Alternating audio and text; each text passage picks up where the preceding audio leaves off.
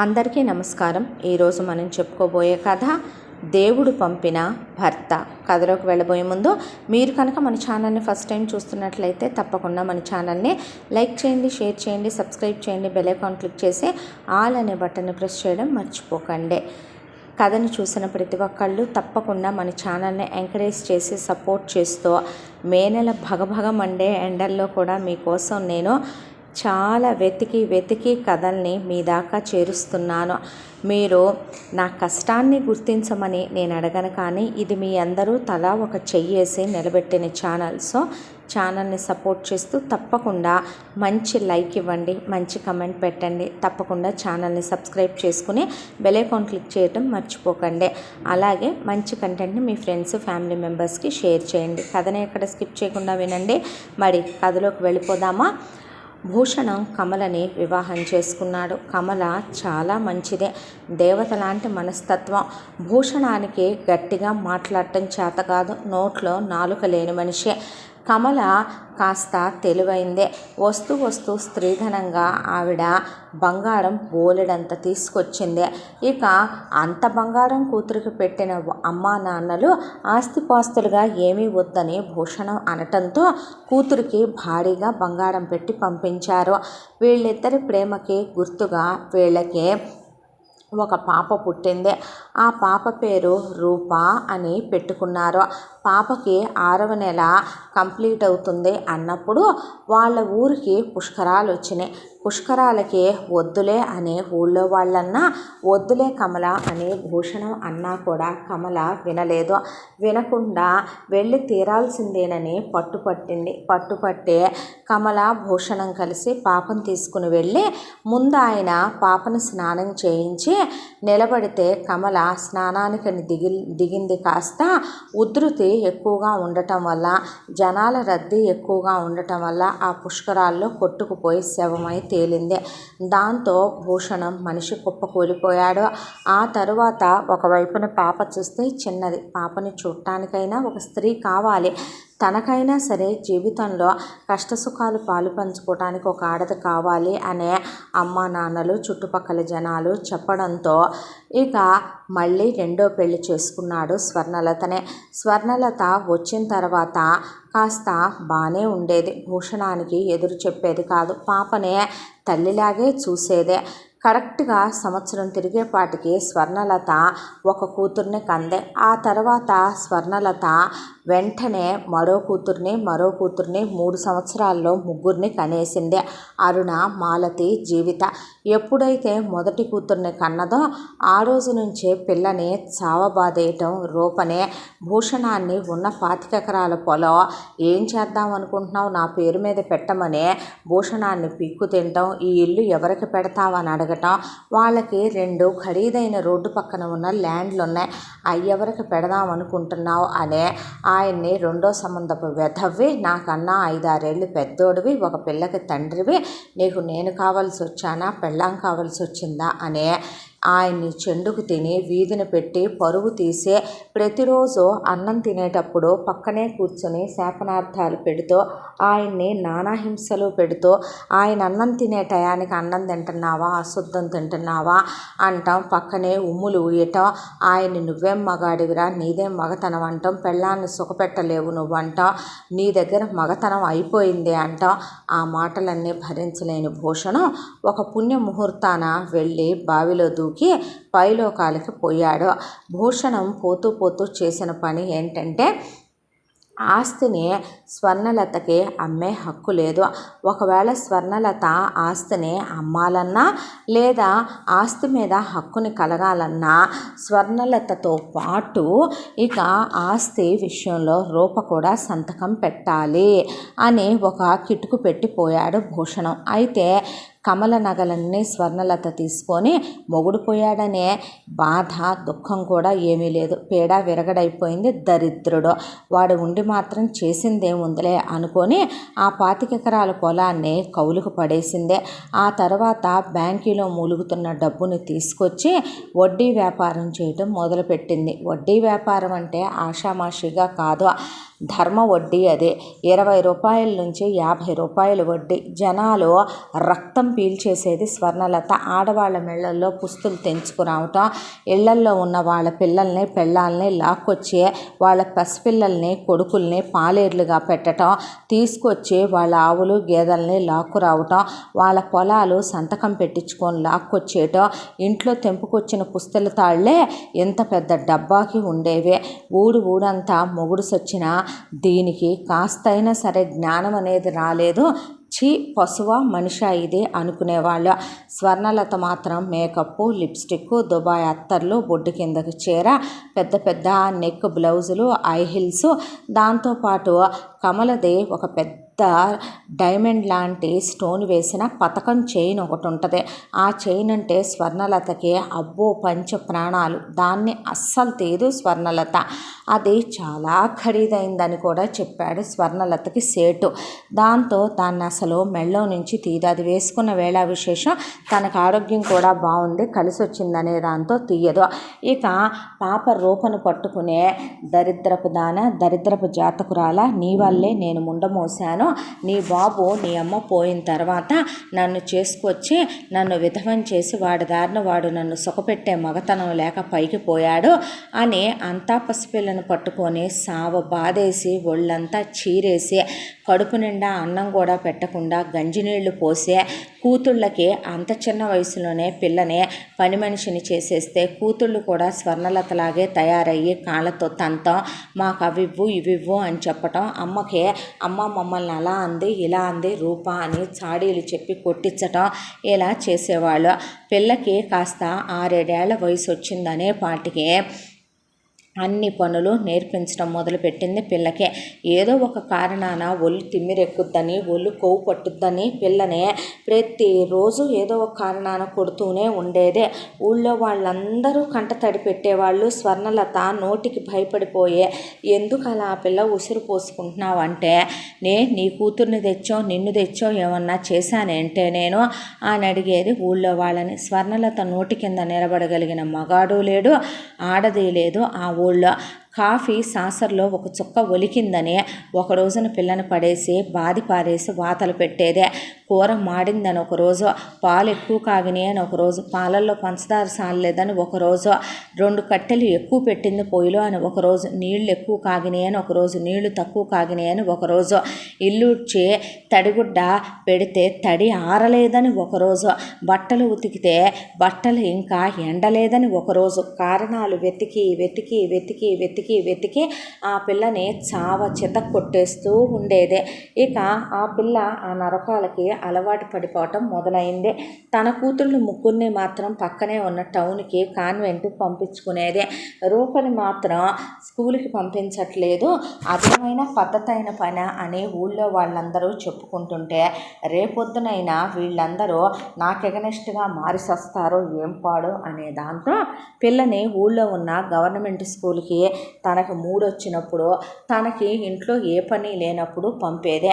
పాపం స్కూల్లో మాస్టర్లకు కూడా పాప పరిస్థితి తెలుసు. దాంతో వాళ్ళు పిల్లకి అమ్మ ఇవి చదువుకో అని ఇంపార్టెంట్ క్వశ్చన్లు పెట్టి పిల్ల మీద ఎక్కువ శ్రద్ధ చూపించి చెప్పేవాళ్ళు. చాలా బాగా చదువుకుంటుంది రూప.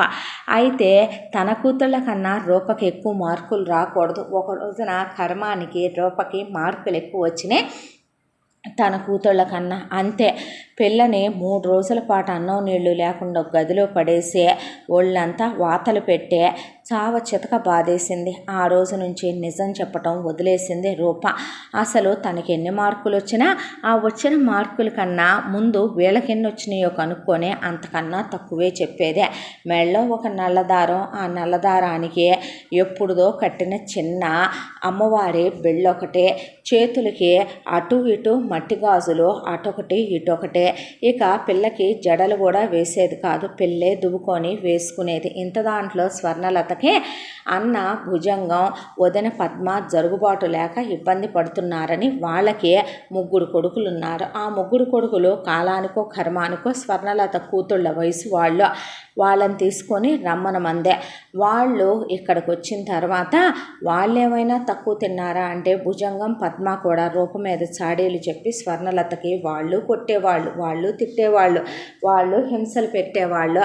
ఇక ఈ నరకాలు చాలదనుకుంటే ఇక భుజంగం కొడుకుల్ని శాంతం రేపొద్దున తన కూతుళ్ళకిచ్చి చేసుకోవాలని తన కూతుళ్ళతో పాటు కాన్వెంట్కి పంపిస్తూ చవటల్లా వాజమల్లా తయారు చేసిందే.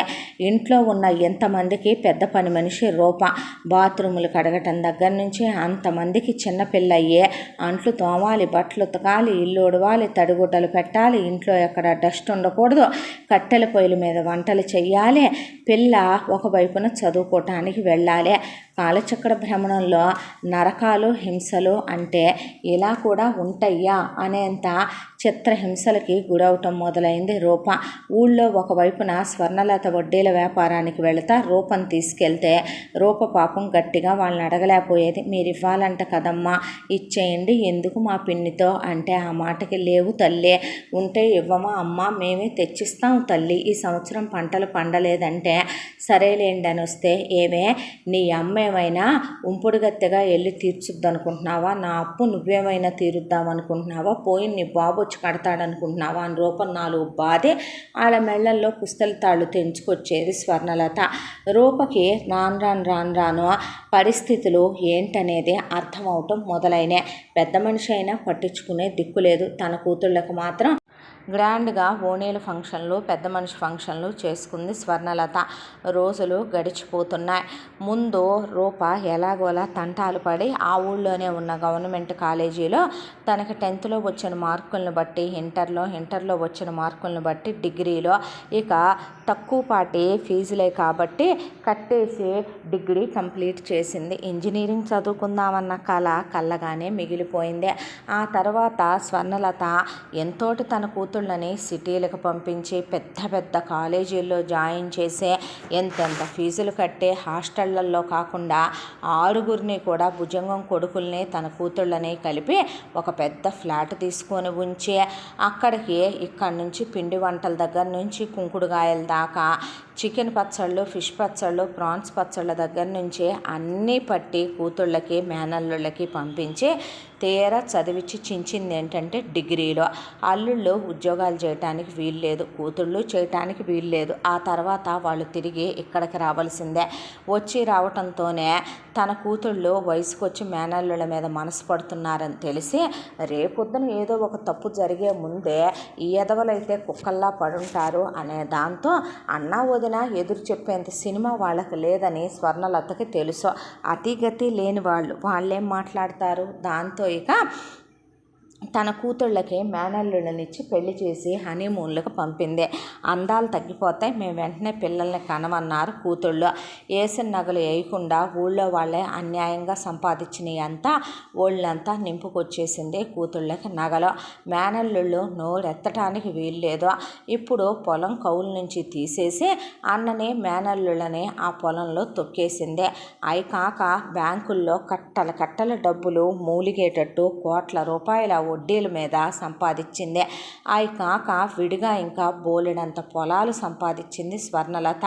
ఇంట్లో మాత్రం ఇంటిడి చాకిరీ రూపదే.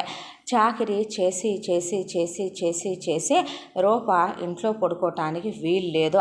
రూప బయట వసారాలో పడుకోవాలి. వర్షం వచ్చినా, గాలి వచ్చినా, తుఫాన్ వచ్చినా లోపలికి రావటానికి పర్మిషన్ ఇవ్వదు స్వర్ణలత. అందరూ తినేంత వరకు ఉండి అడుగు బొడుగులు తుడుచుకొని తినాలి. ఇల్లు ఎప్పుడు అద్దంలాగా ఉండాలి. ఒక 5 స్టార్ హోటల్లోకి వెళ్ళామా అన్నట్టే ఉండాలి ఇల్లు. అంత శుభ్రంగా లేదా ఆ పిల్ల చచ్చిపోయిందే. బాగున్న టైం ఉండదు, బాగోని టైం ఉండదు, నెలసరి టైములు ఉండవు. ఇక ఆ పిల్లకంటూ ఏ జ్వరం వచ్చిందో అనేది ఉండదు. 365 రోజులు కుక్క చాకిరి ఆ ఇంట్లో చెయ్యాల్సిందే. పైపెచ్చు పశువుల్లాంటి మనుషులకి చేయటం ఓ పక్కన ఇదైతే మళ్ళీ పశువులకి చెయ్యాలి. నోరులేని వాటికి చేయటంలో ఒక సంతోషాన్ని వెతుక్కునేది రూప. గేదెలు, ఆవులు, మేకలు, కోళ్ళు, కుక్కలు ఒకవైపున వాటిని చూడాలి. సంవత్సరంలో ఒకరోజు రూప వాళ్ళ అమ్మ చనిపోయిన రోజున తను ఏమీ తినకుండా తన భోజనాన్ని ఎవరైనా ఒకళ్ళకి పెట్టడం చిన్నప్పటి నుంచి రూపకి అలవాటు. అయితే రోజులు ఇలా గడిచిపోతూ ఉండగా ఎప్పట్లాగానే వర్షాకాలం వచ్చిందే. ఇంట్లో చాకిరీ అంతా చేసేపాటికే పొద్దున్నుంచి వర్షం ఆపకుండా కుమ్మేస్తూనే ఉంది. పిన్ని లోపల పడుకుంటాను అంది రూప. అంటే ఆ మాటకి ఏంటి కొత్త డ్రామాలు కొత్త వేషాలు నువ్వు అంది స్వర్ణలత. అది కాదు పిన్ని, వర్షం ఎక్కువగా పడుతుంది, జల్లుపడి తడిచిపోతానేమోనని. తడిచిపోతే చచ్చిపోతావా? నీకోసం ఎవడైనా విటుడొస్తాడా? లేకపోతే నీ మొగుడెవడైనా వస్తాడా? నోరు మూసుకొని బయట పడుకో. నీకు గుర్తుందనుకుంటాను, చిన్నప్పుడు నేను వచ్చినప్పుడు నువ్వు నన్ను అమ్మా అని పిలిచావు. ఇంకొకసారి మళ్ళీ పిలవకుండా నీకు గుర్తుండేలాగా నేను నీకు వాత పెట్టి దాని మీద కారం పెట్టాను, గుర్తుందా? ఈసారి ఒళ్ళంతా అలా పెడతా, జాగ్రత్త. నేను చెప్పింది వినకపోతే. అంటే వద్దులే పిన్ని, నేను బయటే పడుకుంటానని తన దుప్పటి దిండు తీసుకొని చాప తీసుకొని బయటికి వెళ్ళి కాస్త వర్షం పడకుండా చిన్నది రేకడ్డు పెట్టుకుని అలాగే పడుకుంది రూప. పొద్దు కూకిపోయింది. టైము రాత్రి 12 గంటలు. ఇక బయట వసారాలో చిన్న బెడ్ లైట్ వేసుకుని పడుకుంటుంది రూప. అయితే ఎవరో ఒక మనిషి వచ్చి గేటు కొడుతున్నాడు. ఆ వర్షంలోనే నెత్తి మీద కొంగు కప్పుకొని వెళ్ళి ఎవరండి, ఎవరు కావాలి అని అడిగితే ఏమో ఆకలిస్తుంది అన్నాడు. చూస్తే మనిషి చాలా అందంగా ఉన్నాడు, చూడటానికి చక్కగా ఉన్నాడు. ఏ ఊరు నుంచి వస్తున్నారండి అంటే తెలీదు. అంటే ఏంటి, ఇతనికి మానసిక జ్ఞానం లేనట్టుంది, మతి చెలించినట్టుంది, ఇతనికి మతి స్థిమితం లేదనుకుంటా అని ఇక నేను వర్షం చలి అన్నాడు. అనేసరికి సరే లోపలికి రా అని గేటు తీసిందే. గేటు తీసిన తర్వాత ఇప్పుడు పిన్నికి చెప్తే చీరేస్తుందని అడుగు మీద తన పక్కనే కూర్చోబెడితే ఆకలి ఆకలి ఆకలి అంటున్నాడు. ఏం పెట్టాలి ఇతనికి అని చూస్తే చెట్టు మీద పళ్ళు కాసి కనపడుతున్నాయి. ఇక నువ్వు ఇక్కడే ఉండు అని చెట్టు మీద కాయలు కోసుకొచ్చి కడిగి వాటిని అలాగే పెట్టింది. ఆవురావురమంటూ తిన్నాడు. తిన్న తర్వాత చలికి వణికిపోతున్నాడు అతను. చూస్తే మెళ్ళో పెద్ద గొలుసు లోపలికి ఒకటి ఉంది, పైకి ఒకటి ఉంది. దానికి ఏందో దగద్దాయమానంగా మెరిసిపోతున్న ఒక రాయి, చేతికి బ్రేస్లెట్, అలాగే కడియం, దాని నిండా ఏవో రాళ్ళు పరిచి ఉన్నాయి, వేళ్ళకి ఉంగరాలు ఉన్నాయి. మనిషి చూస్తే చాలా ఖరీదైన బట్టలు వేసుకున్నాడు. చూడటానికి చందమామంతా అందంగా ఉన్నాడు. ఇతనికి మతిస్థిమితం కోల్పోయేలా ఆ దేవుడు చేయటం ఏంటో కర్మ అనుకుని సరే ఇదిగో ఇక్కడ పడుకోదా అని తన దుప్పటి అతనికిచ్చి ఇక ఈ పక్కనే పడుకో అని చెప్పింది అతనికి. అయితే అలాగే అని పడుకున్నాడు. నీ పేరేంటి అని అడిగితే నీ పేరేంటి అన్నాడు. రూప అంటే రూప అన్నాడు. నీ పేరు రూప? నీ పేరు రూప కాదు. నీ పేరేంటి? నీ పేరేంటి? నా పేరు రూప. నీ పేరు రూప కాదు, నువ్వు చిట్టి బాబులా ఉన్నావు కదా, నీ పేరు చిట్టిబాబు అంది రూప. అనేసరికి చిట్టిబాబు చిట్టిబాబు చిట్టిబాబు అని పట్టుకున్నాడు. ఆ తర్వాత పడుకోబెడితే చలికి వణికిపోతూ రూప అలా కూర్చునే, భగవంతుడా ఇతన్ని ఎందుకు పంపించావయ్యా ఈ ఇంటికి? రేపొద్దున తెల్లవారితే ఏం జరగబోతుందో ఏంటో. అసలే ఈ ఇంట్లో ఉన్నవాళ్ళు మనుషులు కాదు. ఇతను చూస్తేనేమో కాస్త కలిగినింటి వాళ్ళలాగా ఉన్నాడు. ఏం జరుగుద్దో ఏంటోనని అలా గోడ కానుకుంటే కునుకు పట్టేసిందే. ఈలోపు చిట్టిబాబు దగ్గరికి జరుగుతూ వచ్చి రూప ఒళ్ళో పడుకొని రూప నడువుని గట్టిగా పట్టుకొని దుప్పటి ముసుకేసుకొని పడుకుండిపోయాడు. తెల్లారేపాటికి తలుపులు తీసి బయటకు వచ్చిన స్వర్ణలత కాలుతో ఎగిరి ఒక్క తన్ను తన్నింది రూపనే. ఎవడే ఈడు, ఎవరిని పిలిపించుకున్నా రాత్రికి రాత్రే అంత కొట్టేసుకుంటున్నావన్నమాట కోరికలు వచ్చి. అవునులే, లోపల మా అన్న వదిన నా కూతుళ్ళు అల్లుళ్ళు కాపురాలు చేసుకుంటున్నారుగా, నీకు మాత్రం కోరికలు కలగకుండా ఎలా ఉంటాయి పిన్ని? ఏం మాటలు పిన్ని అవే? ఎందుకు పిన్ని అంత దారుణంగా మాట్లాడతావు? ఆయన ఎవరో నాకు తెలీదు, రాత్రి ఇలా వచ్చి ఆకలి ఆకలి అన్నాడు. అంటే నేనేమీ పెట్టలేదు పిన్ని, కాసిన వర్షం నీళ్లు పట్టించాను చెంబులో, అవి తాగాడు. తాగిన తర్వాత ఎటు ఎర్రగా బుర్రగా ఉన్నాడని మరగేసుకున్నావా దుప్పట్లో? చాచా లేదు పిన్ని, అతనికి మతిస్థిమితం లేనట్టుంది. అంటే ఒరే పిచ్చోడా, ఇట్రారా పిచ్చదవా, ఏంట్రా ఆ పిచ్చి చూపులు అనేపాటికి ఒరే పిచ్చోడా, ఒరే పిచ్చదవా, రారా ఇటు పిచ్చోడా అని చిట్టుబాబు తిప్పి అన్నాడు. చిట్టుబాబు తప్పు అలా అనకూడదు అందే రూప. చిట్టుబాబా వీడి పేరు నీ తెలిసే అంటే అని అడిగింది స్వర్ణలత. పేరేంటంటే తెలియదన్నాడు పిన్ని. ఏం పెట్టి పిలుస్తామని చిట్టుబాబు అన్నాను. అబ్బో చిట్టుబాబు అని ఇట్రారా అని ఆ అబ్బాయిని దగ్గరికి పిలిచి ఎర్రెదవా, తిక్కలేదవా, పనికి మాలనేదవా అని ఆ అబ్బాయి మెడలో ఉన్నటువంటి 2 గొలుసులు, అలాగే ఆ అబ్బాయి చేతుకున్న బ్రేస్లెట్, అలాగే ఆ అబ్బాయి చేతుకున్న కడియం, వేళకున్న ఉంగరాలు తీసేసుకుంటుంటే ఇచ్చేస్తుంటే పిన్ని వద్దు పిన్ని, అతను ఎవరో ఏంటో కలిగినింటి బిడ్డలాగా ఉన్నాడు. ఊళ్ళో పెద్ద మనుషులకి చెబుదాం, పేపర్లో వేపిస్తారో టీవీలో వేపిస్తారో వాళ్ళోళ్ళు వచ్చి తీసుకెళ్తారు పిన్ని అని చెప్తే, ఏ నీకు చెప్పాడా వాడు కలిగినింటోండనే? అది కాదు పిన్ని అంటే, ఒరే అల్లుడు ఆ రాయుడు తీసుకురారా అని రుద్ది చూసి, ఏంది ఇది బంగారమేనా అన్న తర్వాత సేటుని పిలిచి, ఒరే సేటు ఏంది రాయి మెరుస్తుందంటే అవన్నీ ఖరీదైన వజ్రాలని చెప్పిపోయాడు వాడు. వీడు దొంగోడు, వీడు ఇళ్లల్లో దొంగతనం చేసి పొట్టపోసుకుంటూ ఉండే ఎదవై ఉంటాడు. ఎవరిళ్లలోనూ దొంగతనం చేసి ఇవన్నీ కాజేసుకొస్తున్నప్పుడు వీడికి మైండ్ పోయినట్టుంది, ఏ తలకో దెబ్బ తగిలినట్టుంది వీడికి. వీడు ఎక్కడికి వెళ్తున్నాడో తెలియక ఇక వర్షం పడుతుంది కాబట్టి ఇటు చేరినట్టున్నాడు. వీడిని ఇప్పుడు ఏం చెయ్యాలమ్మా అన్నారు కూతుళ్ళు. ఏముంది చేయటానికి, వీడిని ఓ ముద్ద పెట్టి మన ఇంట్లోనే పడుంటాడులే అమ్మా, ఎటు ఇదొక్కటే చేయలేకపోతుంది ఇంట్లో చాకిరే. ఆయన ఇది మనకి ఆంతరంగిక పని మనిషిగా చెలికత్తెగా మన ముగ్గురికి, నీకు అత్తకి చేయటానికి, ఇంట్లో వంట పని ఇంటి పని చేయటానికి సరిపోతుంది. బయట పని చేయటానికి ఒకడు కావాలి కదా, ఈడుంటాడులేమ్మా అన్న తర్వాత ఇక పాత బట్టలు మేనల్లుళ్ళై ఉంటే ఇమ్మనమని చెప్పింది చిట్టుబాబుకి. ఇమ్మనమని చెప్పిన తర్వాత చిట్టుబాబుని చూసి, రూప నువ్వు ఎవరో ఏంటో, ఏ తల్లి కన్నబిడ్డవో, ఇక్కడికి ఎందుకు వచ్చావో, నీ దగ్గర ఉన్న ఆ ఉంగరాలు ఆ బంగారం అమ్మేసినా కూడా నీకు ఆ పోయిన మతి తిరిగొచ్చేదేమో ఏ డాక్టర్ కన్నా నువ్వు చూపించుకోనుంటే, ఎదవ బతుకు ఈ కొంపలోకి వచ్చి నువ్వు ఇక్కడ పాలేరు పని చేయటం ఏంటో నాకు అర్థం కాలేదు. నిన్ను చూస్తే నువ్వు అలాంటి పనులు చేసే దొంగోడివంటే నమ్మలేకపోతున్నాను. నిన్ను చూస్తే నువ్వు పాలేరు పనులు చేసే అబ్బాయిలా నాకు కనపట్టలేదు అని బాధపడింది రూప. ఆ తర్వాత ఇక చిట్టుబాబుకి పనులు నేర్పించమన్నారు రూపనే. రూప బావిలో నీళ్లు తోడటం నేర్పించింది చిట్టుబాబుకి.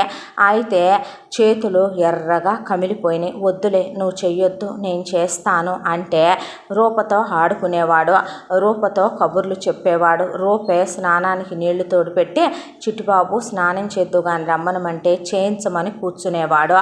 పోనీలే దేవుళ్ళాంటోడు, పసిపిల్లాడు లాంటోడు అని చెప్పి దా చిట్టుబాబు అని టవల్ కట్టుకోమని కూర్చోబెట్టి స్నానం చేయించేది రూపే. దేవుడికి దండం పెట్టుకోమనమని చేతులు 2 జోడించి దండం పెట్టించి బొట్టు పెట్టేదే. భోజనం ఇద్దరికీ కలిపి ఒకటే భోజనం. చిట్టుబాబుకు వేరే భోజనం కూడా పెట్టేది కాదు స్వర్ణలత. తను తినే దాంట్లోనే ఒక్కోసారి ఎక్కువ ఆకలేస్తే చిట్టుబాబు మొత్తం తినేవాడు. రూపే తినిపించాలి, భోజనం తినటం కూడా రాదు. ఆ భోజనాన్ని చిట్టుబాబుకి ముద్దలు చేసి కలిపి తినిపించి తను నీళ్లు తాగి పడుకోనో, చెట్టు మీద ఏ జాంకాయ కోసుకొని తిని ఆ పూట కడుపు నింపుకోనో బతికేసేది రూప. ఒక రోజున చిట్టుబాబు ఆడుకుంటూ వెళ్ళి స్వర్ణలత దుబాయ్ నుంచి తెప్పించుకున్న సెంటు బాటిల్స్ రంగురంగుల్లో అందంగా ఉన్నాయని చూసి ఆ బాటిల్స్ పట్టుకొని ఓపెన్ చేయటం ఎలాగో తెలియక నేల మీద నేలకేసి కొట్టాడు ఆ బాటిల్స్. అంతే, ఆ యొక్క 3-4 బాటిల్స్ పగిలిపోయినాయి. పగిలిపోవటం స్వర్ణలత చూసి, పిచ్చ ఎదవా ఎలా కనపడుతున్నానురా నేను నీకు, పిచ్చి సన్నాసి, నా ఇంటికి వచ్చి అలా చేస్తావు ఇలా చేస్తావని చెవులతో వినలేని బూతులు తిట్టేసింది చిట్టుబాబునే. తిడితే, పిన్ని నోరు పారేసుకోకు పిన్ని, మహాపాతకాలు చుట్టుకుంటే ఎందుకు పిన్ని అలాంటి మాటలు మాట్లాడతావు అంటే, అరే ఆ చంద్రాకోలు ఎత్తుకురా అనేపాటి కొట్టబాకు పిన్ని, చచ్చిపోతాడు పిన్ని, చిట్టిబాబు అంత దెబ్బలు తట్టుకోలేడు పిన్ని, పిచ్చోడు పిన్ని, మతిస్థిమితం లేనోడు పిన్ని, పిన్ని పిన్ని నీకు దండం పెడతా పిన్ని, నీ కాళ్ళు పట్టుకుంటా పిన్ని అని రూప బతిమలాడితే, అయితే వాడి దెబ్బలు నువ్వు కాయవే అంది స్వర్ణలత. కొట్టుకో పిన్ని, నాకేమన్నా కొత్త ఏంటే, చిన్నప్పటి నుంచే నాకు దెబ్బలేం కొత్త కాదుగా అంటూ ఉండగానే భుజంగం చిట్టిబాబునే అప్పటికే 4 దెబ్బలు వేశాడు. వేసేపాటికి ఒకవైపున మేనల్లుళ్ళని కొట్టమంటే వాళ్ళు కొట్ల, కూతుళ్ళు కొట్టారు చిట్టిబాబునే. ఇక తన వదిన కొట్టింది చిట్టిబాబునే. ఆ తర్వాత రూపని చెర్నాకోలు పెట్టి బాత్తంటే రూప అరిసే అరుపులకి ఆ ఇల్లు దిక్కులు పిక్కటిల్లిపోయి ఊళ్ళో వాళ్ళంతా, అమ్మో పాపిష్టిది మళ్ళీ తల్లి లేని బిడ్డను నరకాలు పెడుతుందమ్మా, దీనికి పొయ్యే కాలం రాను, మళ్ళీ ఏం పుట్టిందో పాపిష్టి దానికి అని ఊళ్ళో వాళ్ళంతా అదిరిపోతే చిట్టిబాబు రూపని గట్టిగా పట్టుకున్నాడు. పట్టుకుంటే రూప చిట్టిబాబుని నువ్వు వాగాని వెనక్కి తోసేసిందే. కొట్టి కొట్టి కొట్టి అలిసిపోయి స్వర్ణలత అవతలికి వెళ్ళిపోయాక రూప ఒళ్ళంతా వాతలు తేలిపోయి దెబ్బలతో బయటకు వస్తే ఊళ్ళో వాళ్ళు చూసి, దేవుడా ఈ పిల్ల నరకం ఏ రోజుకి తీరుస్తావు తండ్రి, నువ్వనేవాడి ఉన్నావా అయ్యా అనే, దీని చేతులు కాళ్ళు ఇరిగిపోను, ఇది నాశనం అయిపోను, ఎనడు దీనికి భగవంతుడు అనేవాడే ఉంటే గనక సప్తమహా నరకాలు ఎనడు చూపిస్తాడో దేవుడు, దీనికి కూతుళ్ళున్నారు, వాటికి ఎనడు కొట్టుద్దు ఆ పిల్ల ఉసురు అనుకుని వెళ్ళి, చిట్టిబాబు ఇట్రా అయ్యా అని పాపం పక్కింటి ఆవిడ పిలిస్తే అని వెళ్ళాడు చిట్టిబాబు. రూపకి మందురాయమ్మ అని గోడ మీద నుంచి ఇచ్చింది ఆవిడ. ఇచ్చేపాటికి అని రూప దగ్గరికి వెళ్ళి, రూప మందు రాస్తారమ్మనమని రూపను ఒళ్ళో పడుకోబెట్టుకొని రూప ఏడుస్తుంటే కన్నీళ్లు తుడిచి తను ఏడవటం మొదలుపెట్టాడు. ఎందుకు చిట్టిబాబు ఏడుస్తావు, నాకు ఈ దెబ్బలు కొత్త ఏమీ కాదు, నీకో విషయం తెలుసా, నేనెవరికీ అక్కర్లా, అమ్మకు అక్కర్లా, వద్దు వద్దంటే వెళ్ళి పుష్కరాల్లో తను పోయిందే. ఆ తర్వాత నాన్న నా కోసం పెళ్లి చేసుకుంటున్నానని, తన సుఖాల కోసం పెళ్లి చేసుకుంటున్నానని అనుకొని నాన్న పోతూ పోతూ కూడా కనీసం నా బాధ్యతనే ఎవరో ఒకళ్ళకి అప్పగించాలనేది మర్చిపోయి తన తనువుని చాలించి నాన్న వెళ్ళిపోయాడు.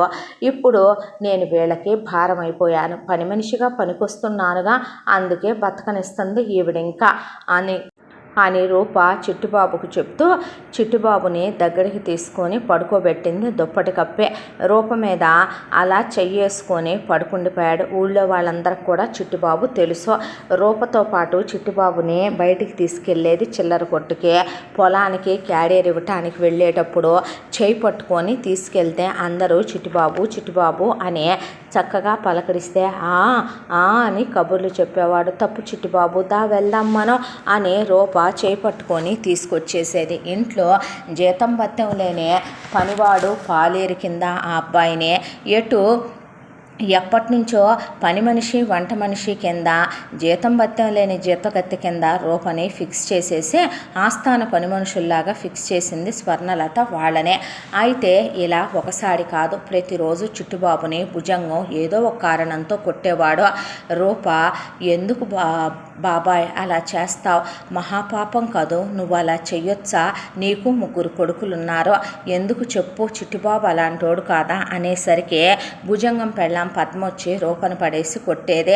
ఒకవైపున అరుణ మాలతి జీవిత వాళ్ళు చిట్టిబాబునే ఎక్కిరించడం, చిట్టిబాబు మీద అయ్యి విసిరేయటం అలా చేసేవాళ్ళు.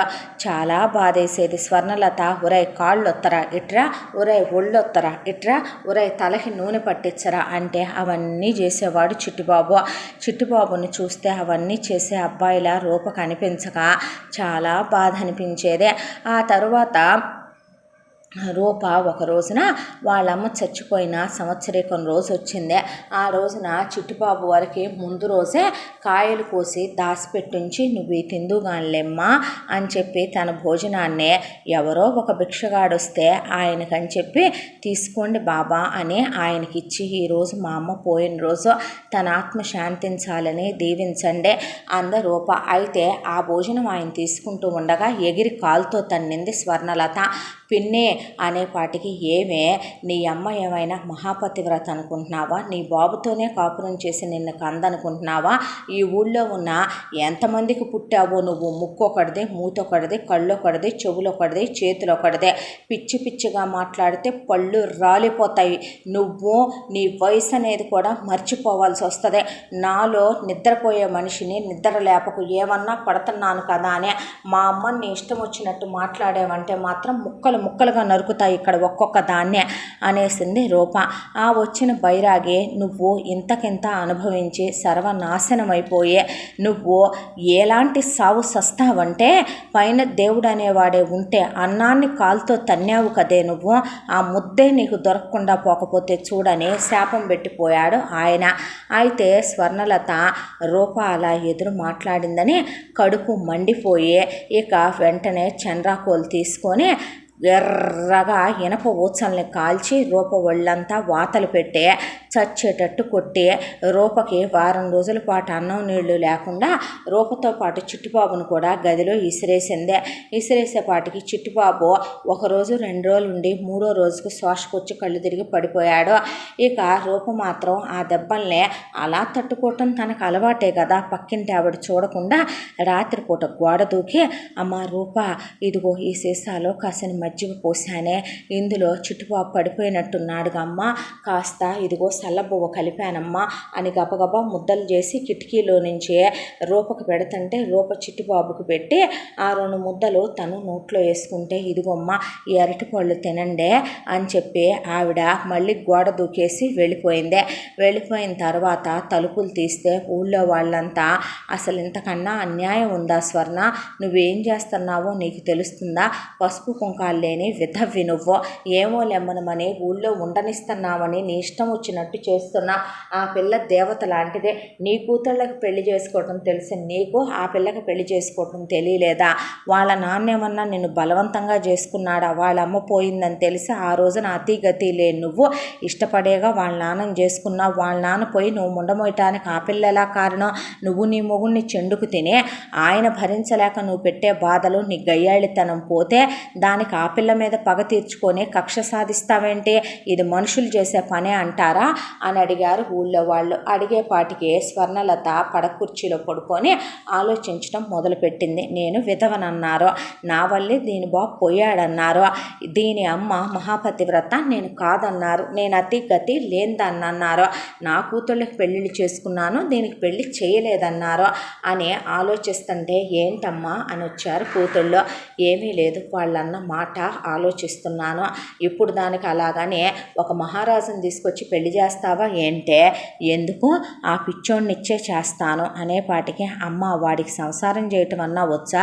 ఇప్పుడు దీని బతుక్కి సంసారాలు, చూలింతలు, పాలింతలు, బాలింతలు ఇవన్నీ కావాలంటారు.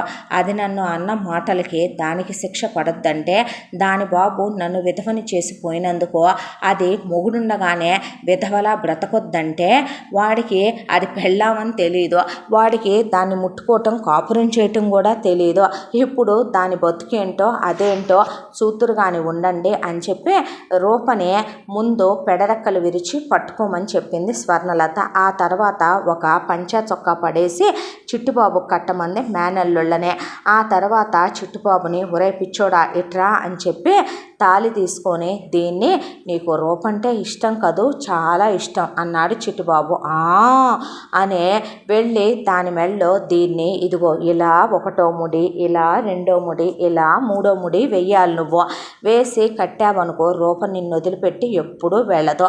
నువ్వు ఇది కట్టలేదనుకో నిన్ను వదిలిపెట్టి వెళ్ళిపోద్ది రూప అని చెప్తే కడతాగా అన్నాడు చిట్టుబాబు. కడతావుగా నువ్వు, నాకు తెలుసు అని ఊళ్ళో జనాల్ని పిలిస్తే ఇదేం పని అంటే ఏరా అసలు అలాంటి దాన్ని పెళ్లి చేసుకోవటానికి ఒక మగాడు రావటమే ఎక్కువ, అలాంటిదే నేను చూసినోడు మగాడు కాదా ఏంటి? వాడు పిచ్చోడైనా మగాడే. ఇవాళ కాకపోతే రేపైనా వాడి పిచ్చి కుదురుద్దులే అనేసి మూసుకోపోతే పగిలిపోద్ది ఒక్కొక్కళ్ళకి, మీ అందరూ కట్టాల్సిన వడ్డీలు డబల్ అవుతాయి జాగ్రత్త అని చెప్పింది వాళ్ళకే.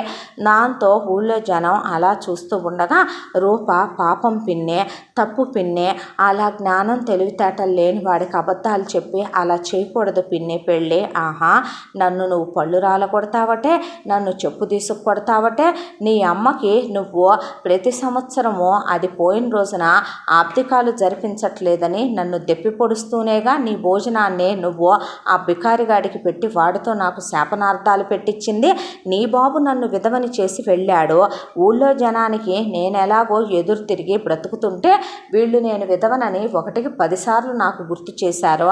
నువ్వు మరి మొగుడుండంగానే విధవ అవ్వొద్దటే అని చేతులు కాళ్ళు ఇరగదీసి పట్టుకుంటే రూపకి చిట్టుబాబు చేత తాళి కట్టించేశారు. ఆ తర్వాత అమ్మయ్య, ఇద్దరూ కలిసి చక్కగా వాడు బావిలో నీళ్లు తోడతాడు, నువ్వు బొచ్చెలు దోము, వాడు బొచ్చెలు గడుగుతాడు, నువ్వు గుడ్డలు ఉతుకు, వాడు గుడ్డలు గుంజుతాడు, సరేనా అని ఇక ఊళ్ళో వాళ్ళంతా ఇదివరకట్లాగా పంచలో పడుకోబెడితే వాళ్ళు మూడు పెళ్ళాలు అలా పడుకోబెట్టడం ఏంటి నువ్వు అని కడిగి పెట్టేసరికి వాళ్ళకి ఒక పాత స్టోర్ రూమ్ గదిచ్చి అందులోకి తోలేసింది వాళ్ళిద్దరిని. అయితే చిట్టిబాబుని రోజు కొట్టడమే రూప ఎదురుగా. రూపకి తెగ ఏడుపు వస్తుంది. ఇదివరకటంటే వేరే విషయం, ఇప్పుడు చిట్టిబాబు ఎంతైనా తనకి తాళి కట్టిన తన భర్త, కారణం లేకుండా పసిపిల్లాళ్ళంటి మొగుడిని కొడితే తట్టుకోలేకపోతుంది. ఒకవైపున చిట్టిబాబు రూప పని చేస్తుంటే రూపకి సాయం చేస్తూ రూపతో ఆడుకుంటూ రూప వెనకాలే తిరిగేవాడు. రూప అంట్లు తోమితే వాటిని కడిగివ్వటం, రూప బట్టలు ఉతికితే వాటిని జాడిచ్చి పెట్టడం, రూప బట్టలు మడత పెడుతుంటే చూసి తను మడత పెట్టడం, రూప ఇల్లు ఉడుస్తుంటే తను తడిగుడ్డ పెట్టి పెట్టడం, రూప బావిలో బకెట్ వేస్తే నీళ్లు తోడు పెట్టడం, ఇలా పనులన్నీ సాయం చేయటం మొదలు పెడితే చూసావా ఎలా సెట్ చేసుకొచ్చానో అనే స్వర్ణలత ఇది అన్న ఒక్క మాటకు మూల్యం దీని జీవితం. నన్ను ఎవరన్నా సరే వాళ్ళ బ్రతుకులు ఇలాగే కాలరాసి సర్వనాశనం చేస్తాను నేను స్వర్ణలతని అనుకుంది స్వర్ణలత. ఈలోపు రూప ఒక రోజున బాగా పొద్దుగూకిపోయింది. ఇంట్లో చాకిరీ చేసి ఆ రోజు పండగ. దాంతో చిట్టిబాబు రూపతో ఆడుకొని రమ్మనమంటే నేను వస్తాగా నువ్వు పద అని చిట్టిబాబుని తీసుకెళ్ళి చాపేసి పడుకోబెడితే రూప మీద అలిగినట్టు అలిగి నిద్రపోతున్నట్టు కళ్ళు మూసుకొని అటు తిరిగాడు. అయితే చిట్టిబాబు నిద్రపోతున్నాడు కావాలా అనుకున్న రూప ఇక తను స్నానం చేసి వచ్చి అలాగే బట్టలు మార్చుకుంటూ ఉండగా బట్టలు లేని భార్యను చూసిన చిట్టిబాబుకి ఫీలింగ్స్ వచ్చినాయి. రూపని గట్టిగా దగ్గరికి తీసుకొని పెదవుల మీద ముద్దు పెట్టుకొని కౌగిలించుకున్నాడు. తన భర్తకి సంసారం చేయటం తెలుసు, తన భర్తకి తను చూస్తే కోరిక కలుగుతోంది అంటే తన భర్త మగాడే అని రూప అడ్డు చెప్పలేదు.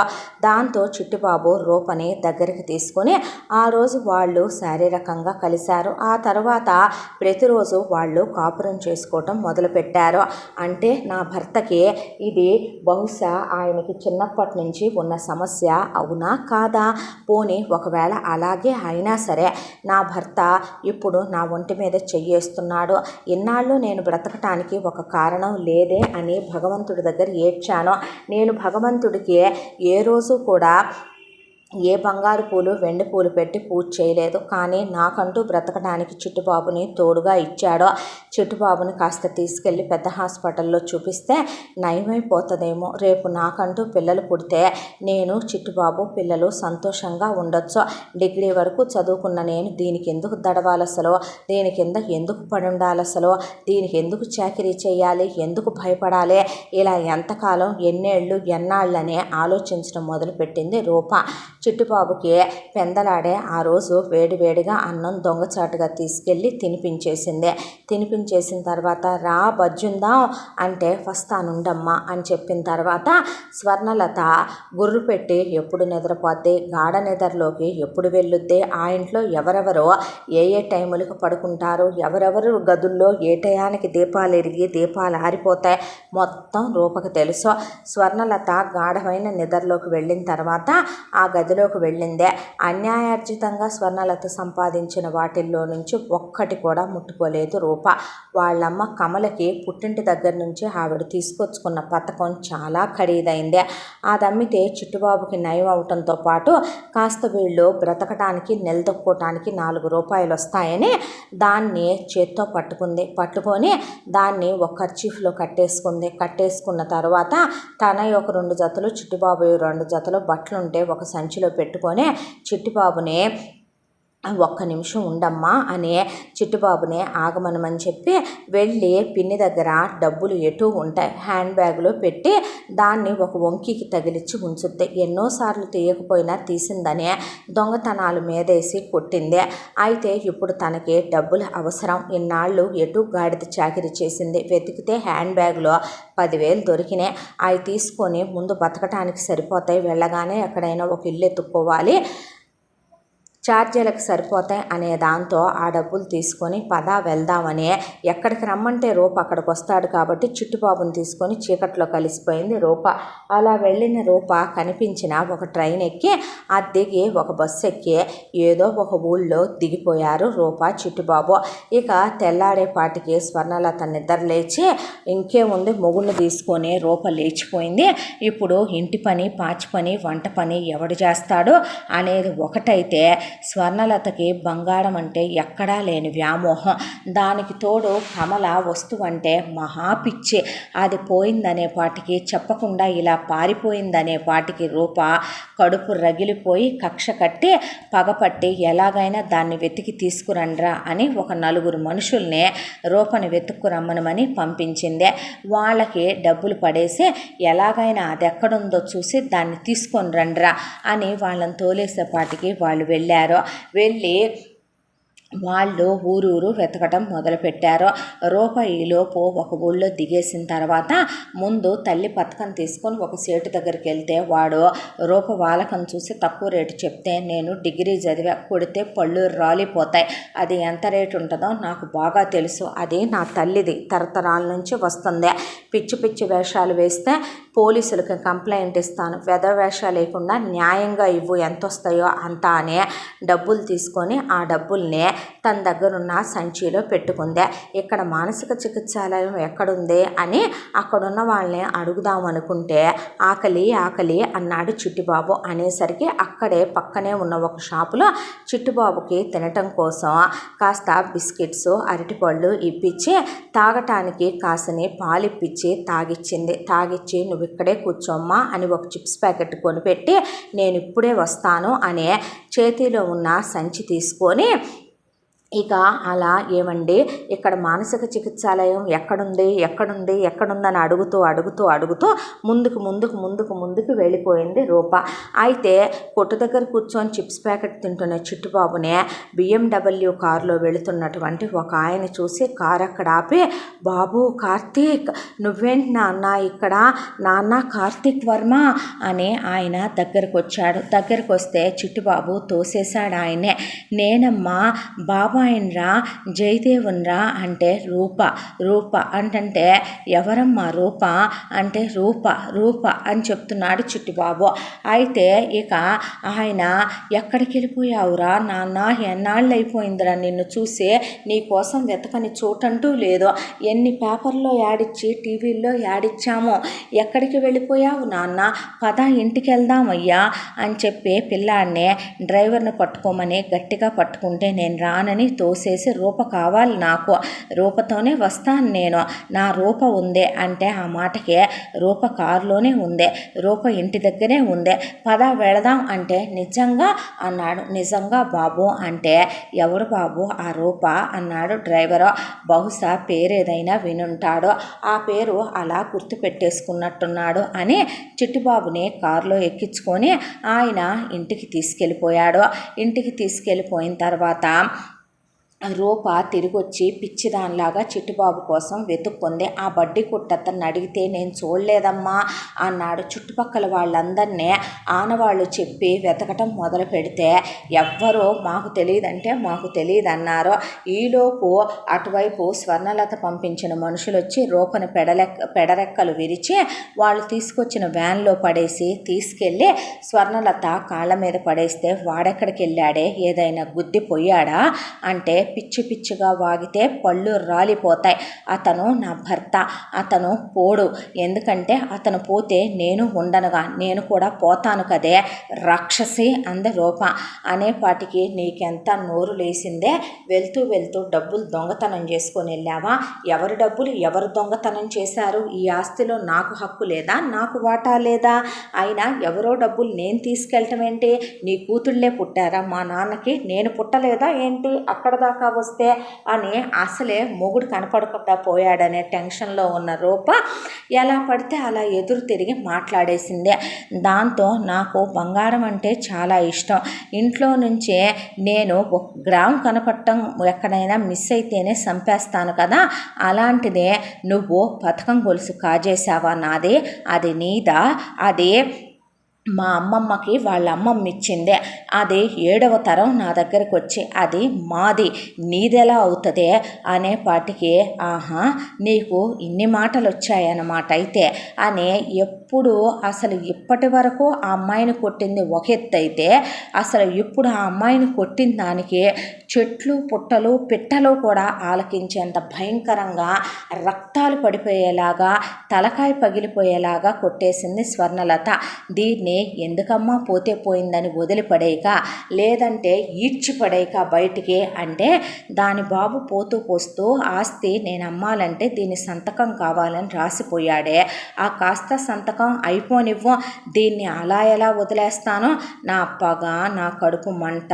అది ఇప్పుడు మాట్లాడిన ప్రతి మాటకి వడ్డీ చక్రవడ్డీ విష్ణు చక్రవడ్డీ భూచక్రవడ్డీ వేసి దీని బతుకునే లెక్క చూసి కానీ వదలను, అప్పుడు దాకా ఎందుకు వదులుతానే నేను అంది స్వర్ణలత.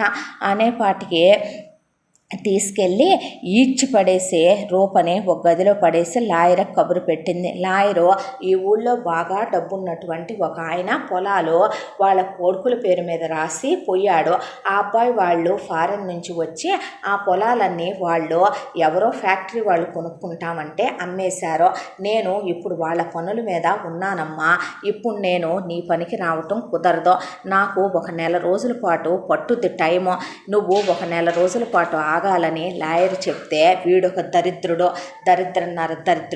అనుకొని స్వర్ణలత ఈ నెల రోజులు నేనేంటో చూస్తుందిలే ఇది అని రూపని చిత్రహింసలు పెట్టడం మొదలుపెట్టింది.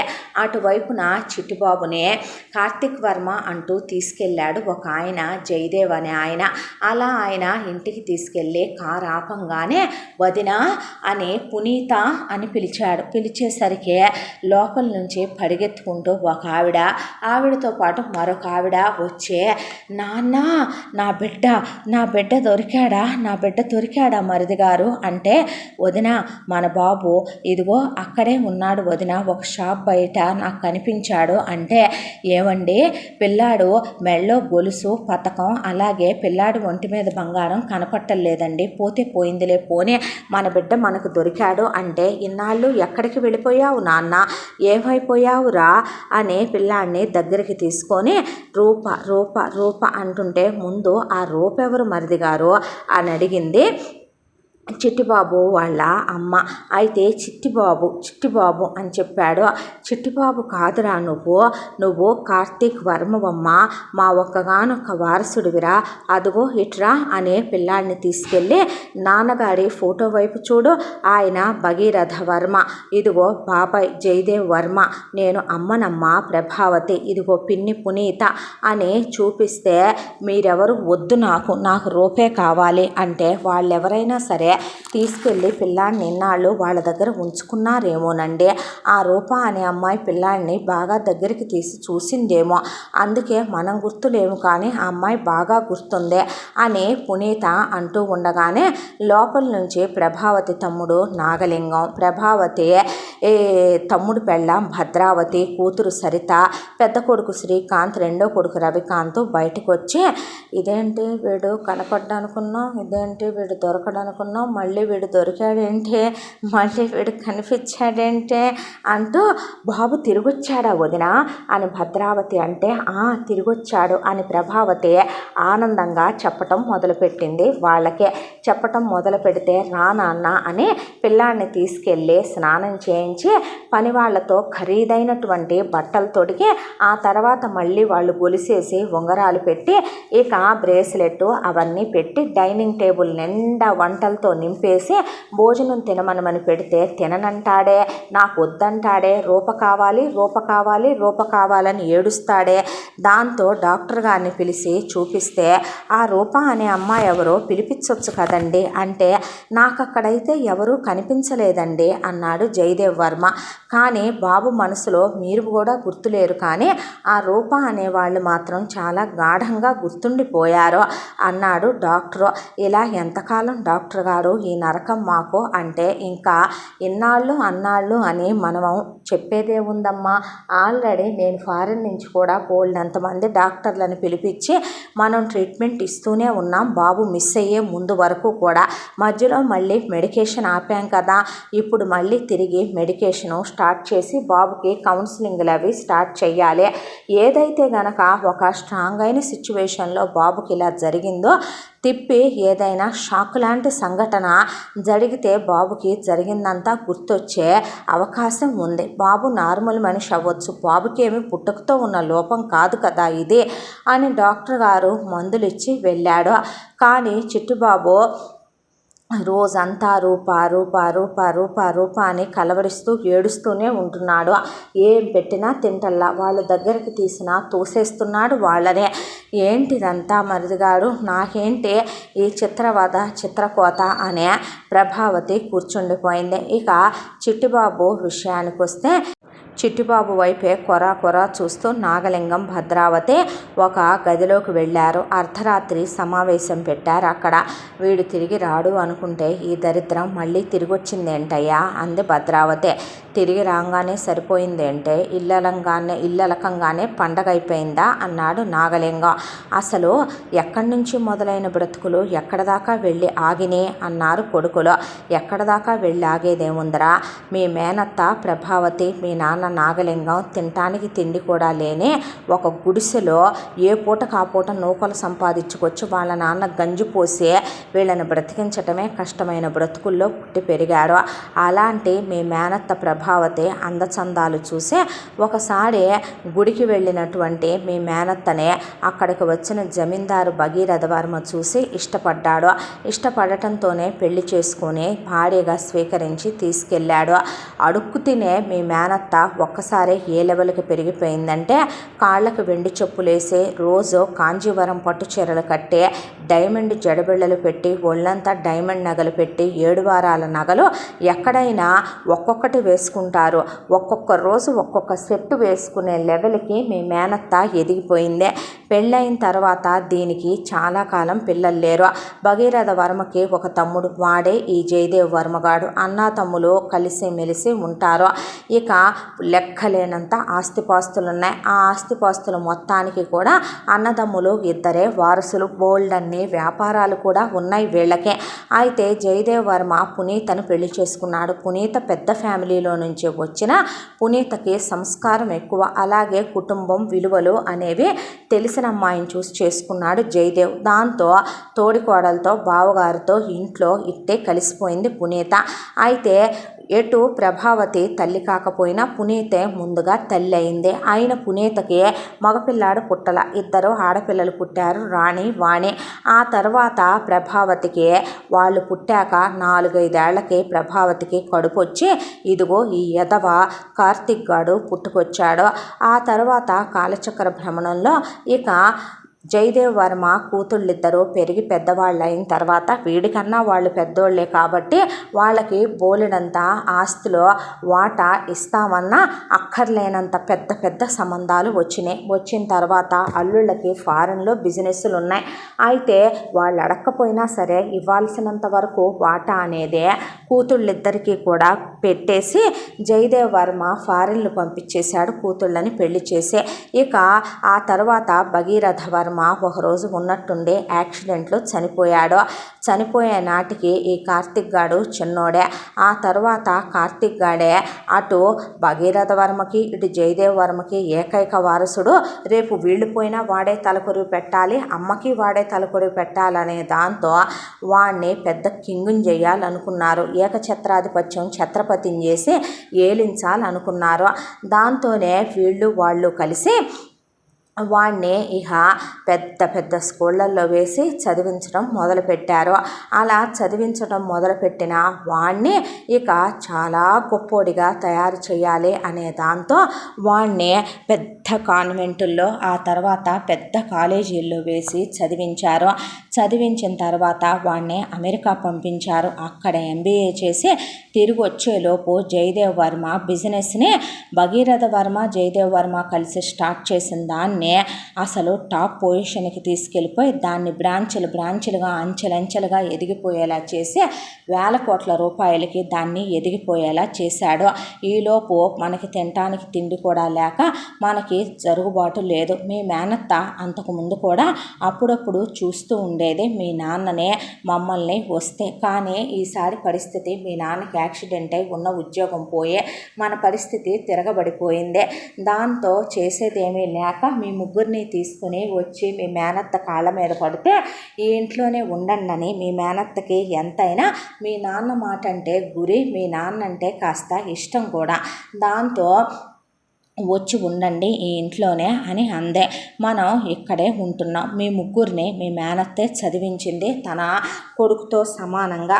మీ జయదేవ్ వర్మ కానీ పునీత కానీ మమ్మల్ని ఎప్పుడు వేరుగా చూసింది లేదు, మిమ్మల్ని చూసింది లేదు. అయితే ఆ తరువాత ఇక కొడుకు అమెరికా వెళ్ళాక తిరిగి వచ్చాక కొడుక్కి బాధ్యతలు అప్పచెప్పాలని ఇది ఎదురు చూస్తూ కూర్చుంది.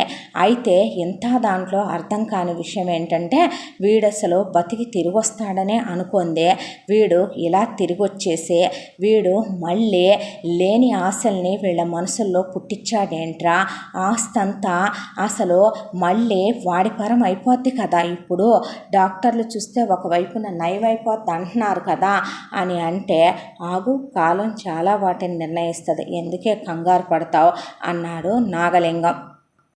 అంటే అంది భద్రావతి. అంటే ఇప్పుడు నేను చెప్పేది మీరు వింటున్నారన్నమాట అని నాగలింగం బయటికి వెళ్ళిపోయిన తర్వాత అప్పుడే దేవుడి గుళ్ళో కొడుకు పేరిట భారీగా అర్చనలో అన్నదానాలు చేయించి వచ్చి ప్రభావతి పునీత అలా కూర్చున్నారు. జయదేవ్ వర్మ ఫైల్స్ చూసుకుంటుంటే అక్కడే చిట్టిబాబు రూప అని ఒక పాప బొమ్మను చూసి ఆడుకుంటున్నాడు. అక్కయ్య అంటే ఏంట్రా అంది ప్రభావతి. నీతో ఒక మాట చెబుదామని వచ్చాం అని కింద కూర్చుంటే పైకిలే అంది. పర్లేదులే అక్క అని అక్క కాళ్ళ దగ్గర కూర్చొని నాకు నా మేనల్లుని చూస్తే కడుపు తరుక్కుపోతుంది. నేను ఒకటి నిర్ణయించుకున్నాను, ఏది ఏమైనా నీ ఉప్పు తిని పెరిగిన శరీరం ఇదే. నువ్వు ముద్ద పెట్టకపోతే మేము మా కుటుంబం ఏమైపోయే వాళ్ళమో. ఇవాళ నా పిల్లలకి 4 అక్షరం ముక్కలు చెప్పించావంటే అది నీ పుణ్యమే. మగపిల్లలకి ఉద్యోగాలు ఇప్పించావంటే ఫ్యాక్టరీలో అది నీ పుణ్యమే. ఇప్పుడు నీ మేనకోడలో ఏది ఏమైనా సరే బావ ఏ స్థితిలో ఉన్నా సరే బావని పెళ్లి చేసుకుంటాను అంటోంది. ఏంటి అన్నాడు పునీత జయదేవ్ వర్మ. అవును, పెళ్లి చేసుకుంటే గనక సంసారం నీళ్లు పడితే అబ్బాయికి పోయిన మతి తిరిగి వస్తుంది. తిరిగి వస్తే కనుక పచ్చగా నీ మేనకోడలే నీ కోడలయ్యి పిల్లా పాపలతో నీ కొడుకు కోళ్ళు నీ కళ్ళ ముందు తిరుగుతారక్క. ఉన్న ఒక్కగానొక్క వారసుడు ఇలా అయిపోతుంటే చూడలేకపోతున్నాం అబ్బాయి పరిస్థితి. పెళ్లి చేసేద్దామక్క, పెళ్లి చేస్తే వాళ్ళే కింద మీద పడతారు, సంసారం నీళ్లు పడితే ఒక దారి అవుతారు. ఇప్పుడు సంసారాలు చేసే స్థితిలో బాబు ఉన్నాడా? మీరేం మాట్లాడుతున్నారో మీకు తెలుస్తుందా వదిన? తొందరపాటు నిర్ణయాలు తీసుకోవద్దు. పిల్లాడికి నయమవుద్దని డాక్టర్లు చెప్తున్నారు. మంత్రాలకి చింతకాయలు రాలుతాయా అక్క? ఎందుకైనా ఇలాంటి పనులు అని పునీత జయదేవ్ వర్మ అంటున్నా, ఒకవైపున ప్రభావతి మనసు కూడా కొడుక్కి తగ్గటానికి 6 నెలలు పట్టుద్దని డాక్టర్లు చెప్పారు.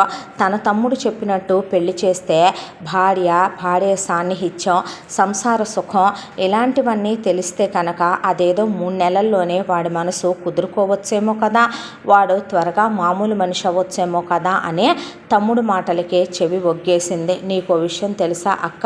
బావ ఏ పరిస్థితుల్లో ఉన్నా సరే బావని నేను పెళ్లి చేసుకుంటాను, బావంటే నాకు ఇష్టం, అత్తయ్య కన్నీళ్లు తుడవటానికే భగవంతుడు నన్ను పుట్టించాడు, అత్తయ్య ఎంతకాలం మన చూడలేదా, మనం రుణం తీర్చుకునే సమయం వచ్చింది, నేను బావ ఎలాంటి స్థితిలో ఉన్నా సరే చేసుకొని కంటికి రెప్పలా చూసుకుంటానంటోంది నీ మేనగోడలో అని చెప్పుకొస్తే, అన్నందా నీ కూతురు అంది పునీత.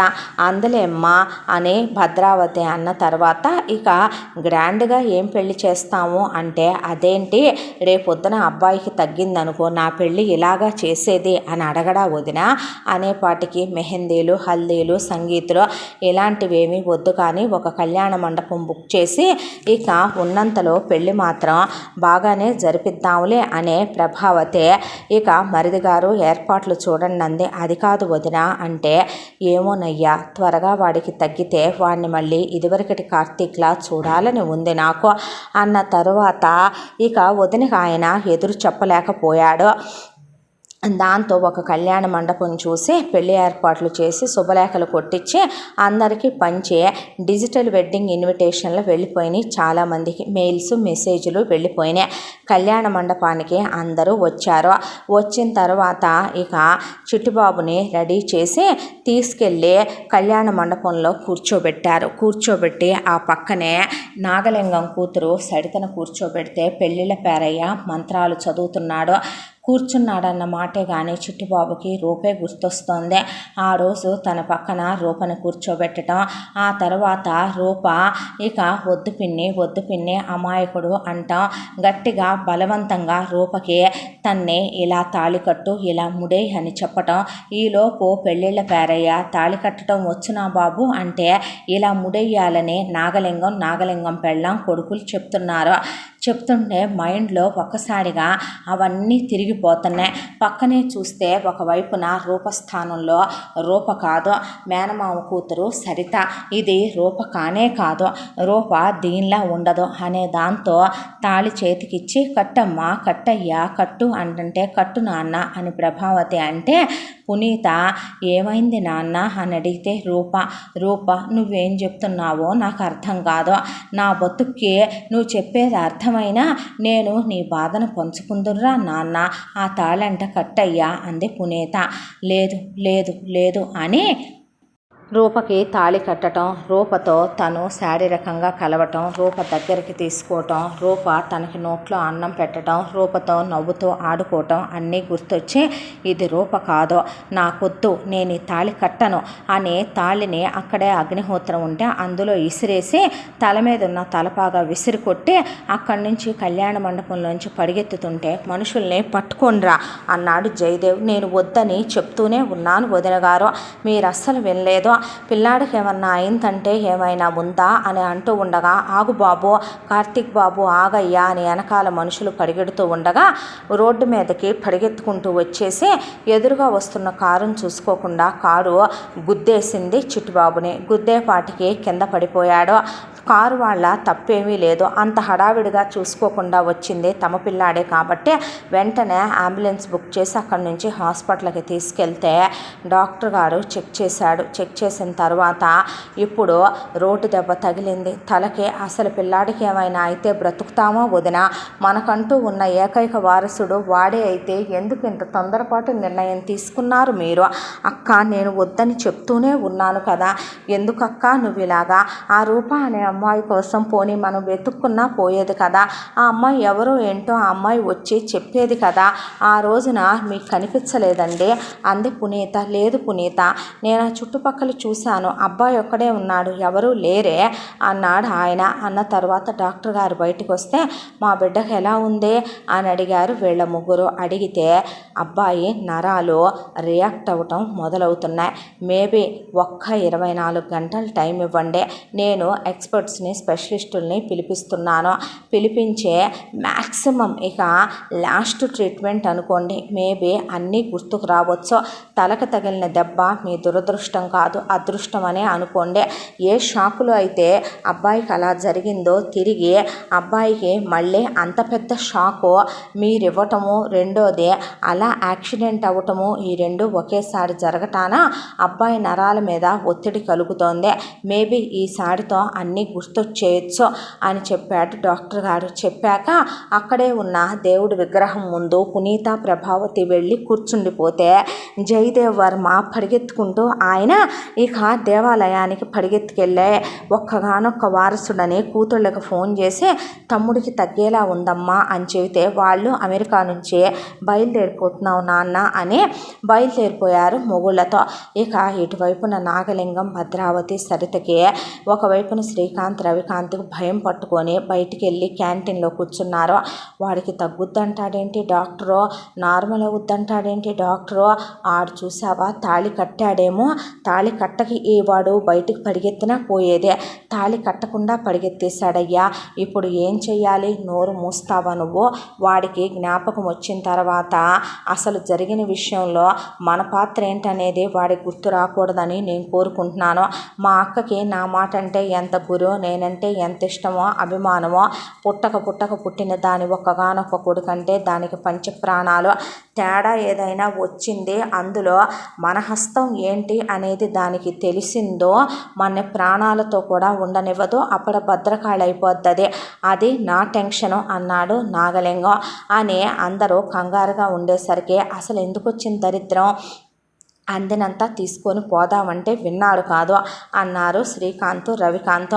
అందినంతా తీసుకొని వెళ్ళిపోయేవాడిని అయితే ఈ ఇంట్లోకి వచ్చినప్పుడే చేసేవాడిని రా ఆ పని, నాకు ఆస్తి మొత్తం కావాలి, వాళ్ళకున్న ఆ వారసునే లేకుండా చేస్తే జయదేవ్ వర్మ గారి కూతుళ్ళు ఇండియాకు వచ్చి ఈ ఆస్తి మీద కక్కిన కూడులాగా అనుకుంటారే తప్ప ఆశపడే రకాలు కావవి, ఈ ఆస్తిని అంతటికి మిమ్మల్ని వారసుల్ని చెయ్యాలనుకున్నాను కాబట్టే ఒకడిని ప్రేమించాననే అన్న మీ చెల్లెల్నే నేను వాడితో పెళ్ళి కాదు కూడదు అని కడుపు తీయించి మరే వీడికిచ్చి పెళ్లి చేయటానికి తీసుకొచ్చాను, నాకు అక్క చెల్లి అన్న తమ్ముడు ఇలాంటి సెంటిమెంట్స్ ఉండవు, నాకు డబ్బే ప్రధానం, మనం చాలా బాధలు పడ్డాం ఒకప్పుడు, కరెక్టే, మీ మేనత్త చూసింది చూడలేదంటల్లా, తినటానికి తిండి పెట్టింది, ఉండటానికి మనకి స్థానం ఇచ్చిందే, అలాగే మీకు పెద్ద పెద్ద కాలేజీల్లో చదువులు చెప్పించిందే, అలాగే ఫ్యాక్టరీల్లో మీకు పెద్ద పెద్ద పొజిషన్లో ఉద్యోగాలు ఇప్పించిందే, నీ చెల్లెలకి చాలా పెద్ద సంబంధం చూసి ఫారెన్ ఇచ్చి పెళ్లి చేస్తానందే, కానీ అంతటితో సరిపెట్టేసుకుంటే ఎలాగా, దాని కొడుకునే లేకుండా చేసేస్తే ఆ ఆస్తి మొత్తానికి నా కొడుకులైన మీరు వారసులు అవుతారు కదరా, చూద్దాం ఏం జరుగుద్దో, వాడికి మతిస్థిమితం రాకపోతే ఏమీ లేదు, వస్తే అంది భద్రావతి, వస్తే మన అమ్మాయి లేదా ఏంటి, దీన్ని అడ్డం పెట్టైనా మా అక్కని ఎలా నొక్కాలో నాకు తెలుసులే కానీ నువ్వు వాగు అని నాగలింగం వెళ్ళి అక్క అబ్బాయి స్థితిలో ఉన్నప్పుడు మనమే మూడు ముళ్ళేసి పెళ్లి దాకా వచ్చాక పెళ్ళి ఆగిపోకూడదు కీడు అంటున్నాడు పంతులు, కాబట్టి అమ్మాయి మెళ్ళలో తాళి వేయించేద్దాం, లేచి రాక్క అన్నాడు నాగలింగం. ప్రభావతి లేచి వెళ్ళబోతుంటే పునీత వద్దక్క, దేవుడి ముందు దీపం ఆరిపోయింది చూడు, ఆయన ఎందుకో పెళ్ళి అనుకున్న దగ్గర నుంచే అన్నీ చెడు సంకేతాలే, అబ్బాయికి తగ్గి వాడు లేస్తే కనుక వాడిష్ట ప్రకారం వాడే మనసు ప్రకారం వాడిష్ట పడతానంటే గ్రాండ్గా ఒక్కగానొక్క వారసుడు పెళ్ళి, వాళ్ళ బాబాయి వాళ్ళ నాన్న నువ్వు నేను కలగన్న విధంగా గ్రాండ్గానే జరిపిద్దాం, అది మీ అమ్మాయిని చేసుకుంటానంటే మీ అమ్మాయితోనే చేస్తాం అని పునీత ఆపేసింది ప్రభావతినే. ఈలోపు ప్రభావతిని తీసుకెళ్దామంటే జయదేవ్ వర్మ అక్కడికి ఇంకా లాయర్లు వాళ్ళందరూ కూడా వచ్చేసారు. కుదరక కోపంతో రగిలిపోతూ నాగలింగం వాళ్ళు అలా కూర్చుండిపోతే 24 గంటలు గడిచిన తర్వాత వెళ్ళి ఒకసారి బాబును చూడండి అని డాక్టర్స్ వీళ్ళకి చెప్పారు. తగ్గిందా తగ్గలేదా డాక్టర్ గారు అన్నాడు నాగలింగం. వాళ్ళు వచ్చి చెప్తారులేండి మీకు అనే డాక్టరు ఆయన రూమ్లోకి ఆయన వెళ్ళిపోయిన తర్వాత ప్రభావతి, పునీత, జయదేవ్ వర్మ లోపలికి వెళ్ళారు. వెళ్ళిన తర్వాత అమ్మా అన్నాడు ప్రభావతిని. ఎన్నాళ్ళ తర్వాత కొడుకు మళ్ళీ అమ్మా అని పిలవటం, దాంతో కార్తీక్ అనే పిల్లాడి దగ్గరికి వెళ్ళి గట్టిగా కౌగిలించుకుంటే బాబాయ్ పిన్ని అనేసరికి పునీత కాళ్ళ వైపు కూర్చుండిపోయి పిల్లాడి చేతులన్నీ ముద్దులు పెట్టుకొని జయదేవ్ వర్మ పిల్లాడిని కౌగిలించుకొని నా బంగారు కొండే, నా బంగారు నాన్నే, ఏమ్మా ఎలా ఉందిరా నీకు, ఈ బాబాయ్ గుర్తొచ్చాడా అయ్యా అంటే నేను పుట్టిన దగ్గర నుంచి ఈ రోజు వరకు జరిగిన ప్రతి ఒక్కటి గుర్తొచ్చింది బాబాయ్ అన్నాడు కార్తీక్. అమ్మ పుట్టింటి వాళ్ళని తీసుకొచ్చి పెట్టుకోవటం తప్పు కాదు తమ్ముడు అని నువ్వు అనుకున్నావు, కానీ మొత్తం తనకే కావాలని నీ తమ్ముడు అనుకున్నాడు అన్నాడు కార్తీక్. అంటే అంది ప్రభావతి. అంటే అసలు ఆ రోజు ఏం జరిగిందో తెలుసా మమ్మీ, నేను ఎంఎస్ కంప్లీట్ చేసుకుని తిరిగి వచ్చాను. ఆ తర్వాత బాబాయ్ నన్ను మేనేజింగ్ డైరెక్టర్ని చేసి బిజినెస్ పట్టపగ్గాలన్నీ నా చేతికి అప్పగించాడు. బిజినెస్ని ఇంకా డెవలప్ చేసి మేము ఇంకా ఎలాబరేట్ చేసుకొచ్చాం. ఆ తర్వాత నెంబర్ 1 పొజిషన్లోకి వెళ్ళాను నేను. అయితే ఒకరోజు బాబాయ్ బిజినెస్ పని ఉందని చెప్పి నువ్వు వేరే ఊరు వెళ్ళావు. నేను ఆఫీస్ దగ్గరికి వెళ్ళిన తర్వాత ఇంపార్టెంట్ వర్క్ ఉండి నేను మీటింగ్ ఉందని బయటకు వచ్చాను. ఎక్కడి నుంచి వచ్చాయో తెలియదు. ముందు 4 లారీలు, వెనక 4 లారీలు, ఎటువైపు తప్పుకోవటానికి వీల్లేని రోడ్లో. ఇక డ్రైవర్ని బాగా కొట్టారు, బయటకు లాగి. ఆ తర్వాత ఆ లారీలతో కార్ని గుద్దేసి క్రష్ చేసేశారు. రక్తపు మడుగుల్లో నేను ఆ రక్తపు మడుగులో పడిపోయి ఉన్న నన్ను ఆల్మోస్ట్ నేను పోయాననుకొని అప్పుడు నీ తమ్ముడు పెళ్ళాం, నీ తమ్ముడు కూతురు, నీ తమ్ముడు కొడుకులిద్దరూ అక్కడికి వచ్చారమ్మా. వచ్చి వీడు ఉన్నట్టా పోయినట్టా అని నా ముక్కు మీద చేయి పెట్టి నా ముక్కు మీద శ్వాస తీసుకుంటున్నానా లేదా అని చెక్ చేశారు బాబాయ్. చెక్ చేసిన తర్వాత నేను పోయాననే అనుకొని కొన ఊపిరితో ఉన్నాడు. కాసేపట్లో పోతాడు అంటవెందుకు, ఏ సవతల బారేక వాడినే అంది భద్రావతి. ఆ మాటకి రాయి తీసుకొని వేసేసేనా నాన్న అంది సరిత. అంటే అలాగేలాగా, పోనీ నాన్న షూకాలతో తొక్కేమా, అరే ఫుట్ ప్రింట్స్ పడతాయి, మీ మేనత్త పైకి అలా ఉంటుంది, కానీ దానికి కొడుకుని మనమే ఏదైనా చేశామని వాడు మన వల్లే పోయాడని తెలిసిందో అది మనని ప్రాణాలతో ఉండనివ్వదు. కాసేపు ఆగితే వాడే కొట్టుకొని పోతాడు. ఎటు బ్లీడింగ్ అయిపోతుంది, తలకు తగిలినట్టుంది దెబ్బ, వాడు ఎక్కువసేపు ఉండళ్లే అని నా తలని ఇంకా ఆ పక్కనే ఉన్న రాయికేసి గట్టిగా కొట్టేశాడమ్మా నీ తమ్ముడు అనేపాటికి ప్రభావతి కళ్ళు ఎర్రగా అయిపోయి జయదేవ్కి పునీతకి కళ్ళల్లోంచి నీళ్లు కారిపోవటం మొదలైందే. ఆ తరువాత అక్కడికి నాకు నీ తమ్ముడు మాట్లాడేవి వినపడుతూనే ఉన్నాయి. బాబాయ్ చాలాసార్లు అనేవాడుగా, ఏట్లో వేసినా ఎదురొచ్చే బిడ్డవరా, మొండివాడివి, మా వారసుడివి కాబట్టే ఆలస్యంగా వచ్చినా సరే నువ్వు సింహం లాంటి వాడివి పుట్టావు నాన్న అనేవాడు కదమ్మా. నేను వాళ్ళేం మాట్లాడుకుంటున్నారో వింటూనే ఉన్నాను. ఆ స్థితిలో కూడా నాకు లీలగా వినిపిస్తూనే ఉన్నాయి. అసలు నేను ఎందుకు వచ్చానో తెలుసా, మా అక్క దగ్గరికే. నాకు కావలసింది మా అక్క ఆస్తే. ఆ ఆస్తికి అడ్డు జయదేవ్ వర్మ కూతుళ్ళు కాదు, వీడినే లేకుండా చేసేస్తే ఆ తర్వాత వీడు పోయాడనే దిగుల్లో పునీత, జయదేవ్ వర్మ, ప్రభావతి ఎక్కువ కాలం ఉండరు. ఒకవేళ ఉన్నా ఏదో ఒకటి పెడితే తిని పోతారో.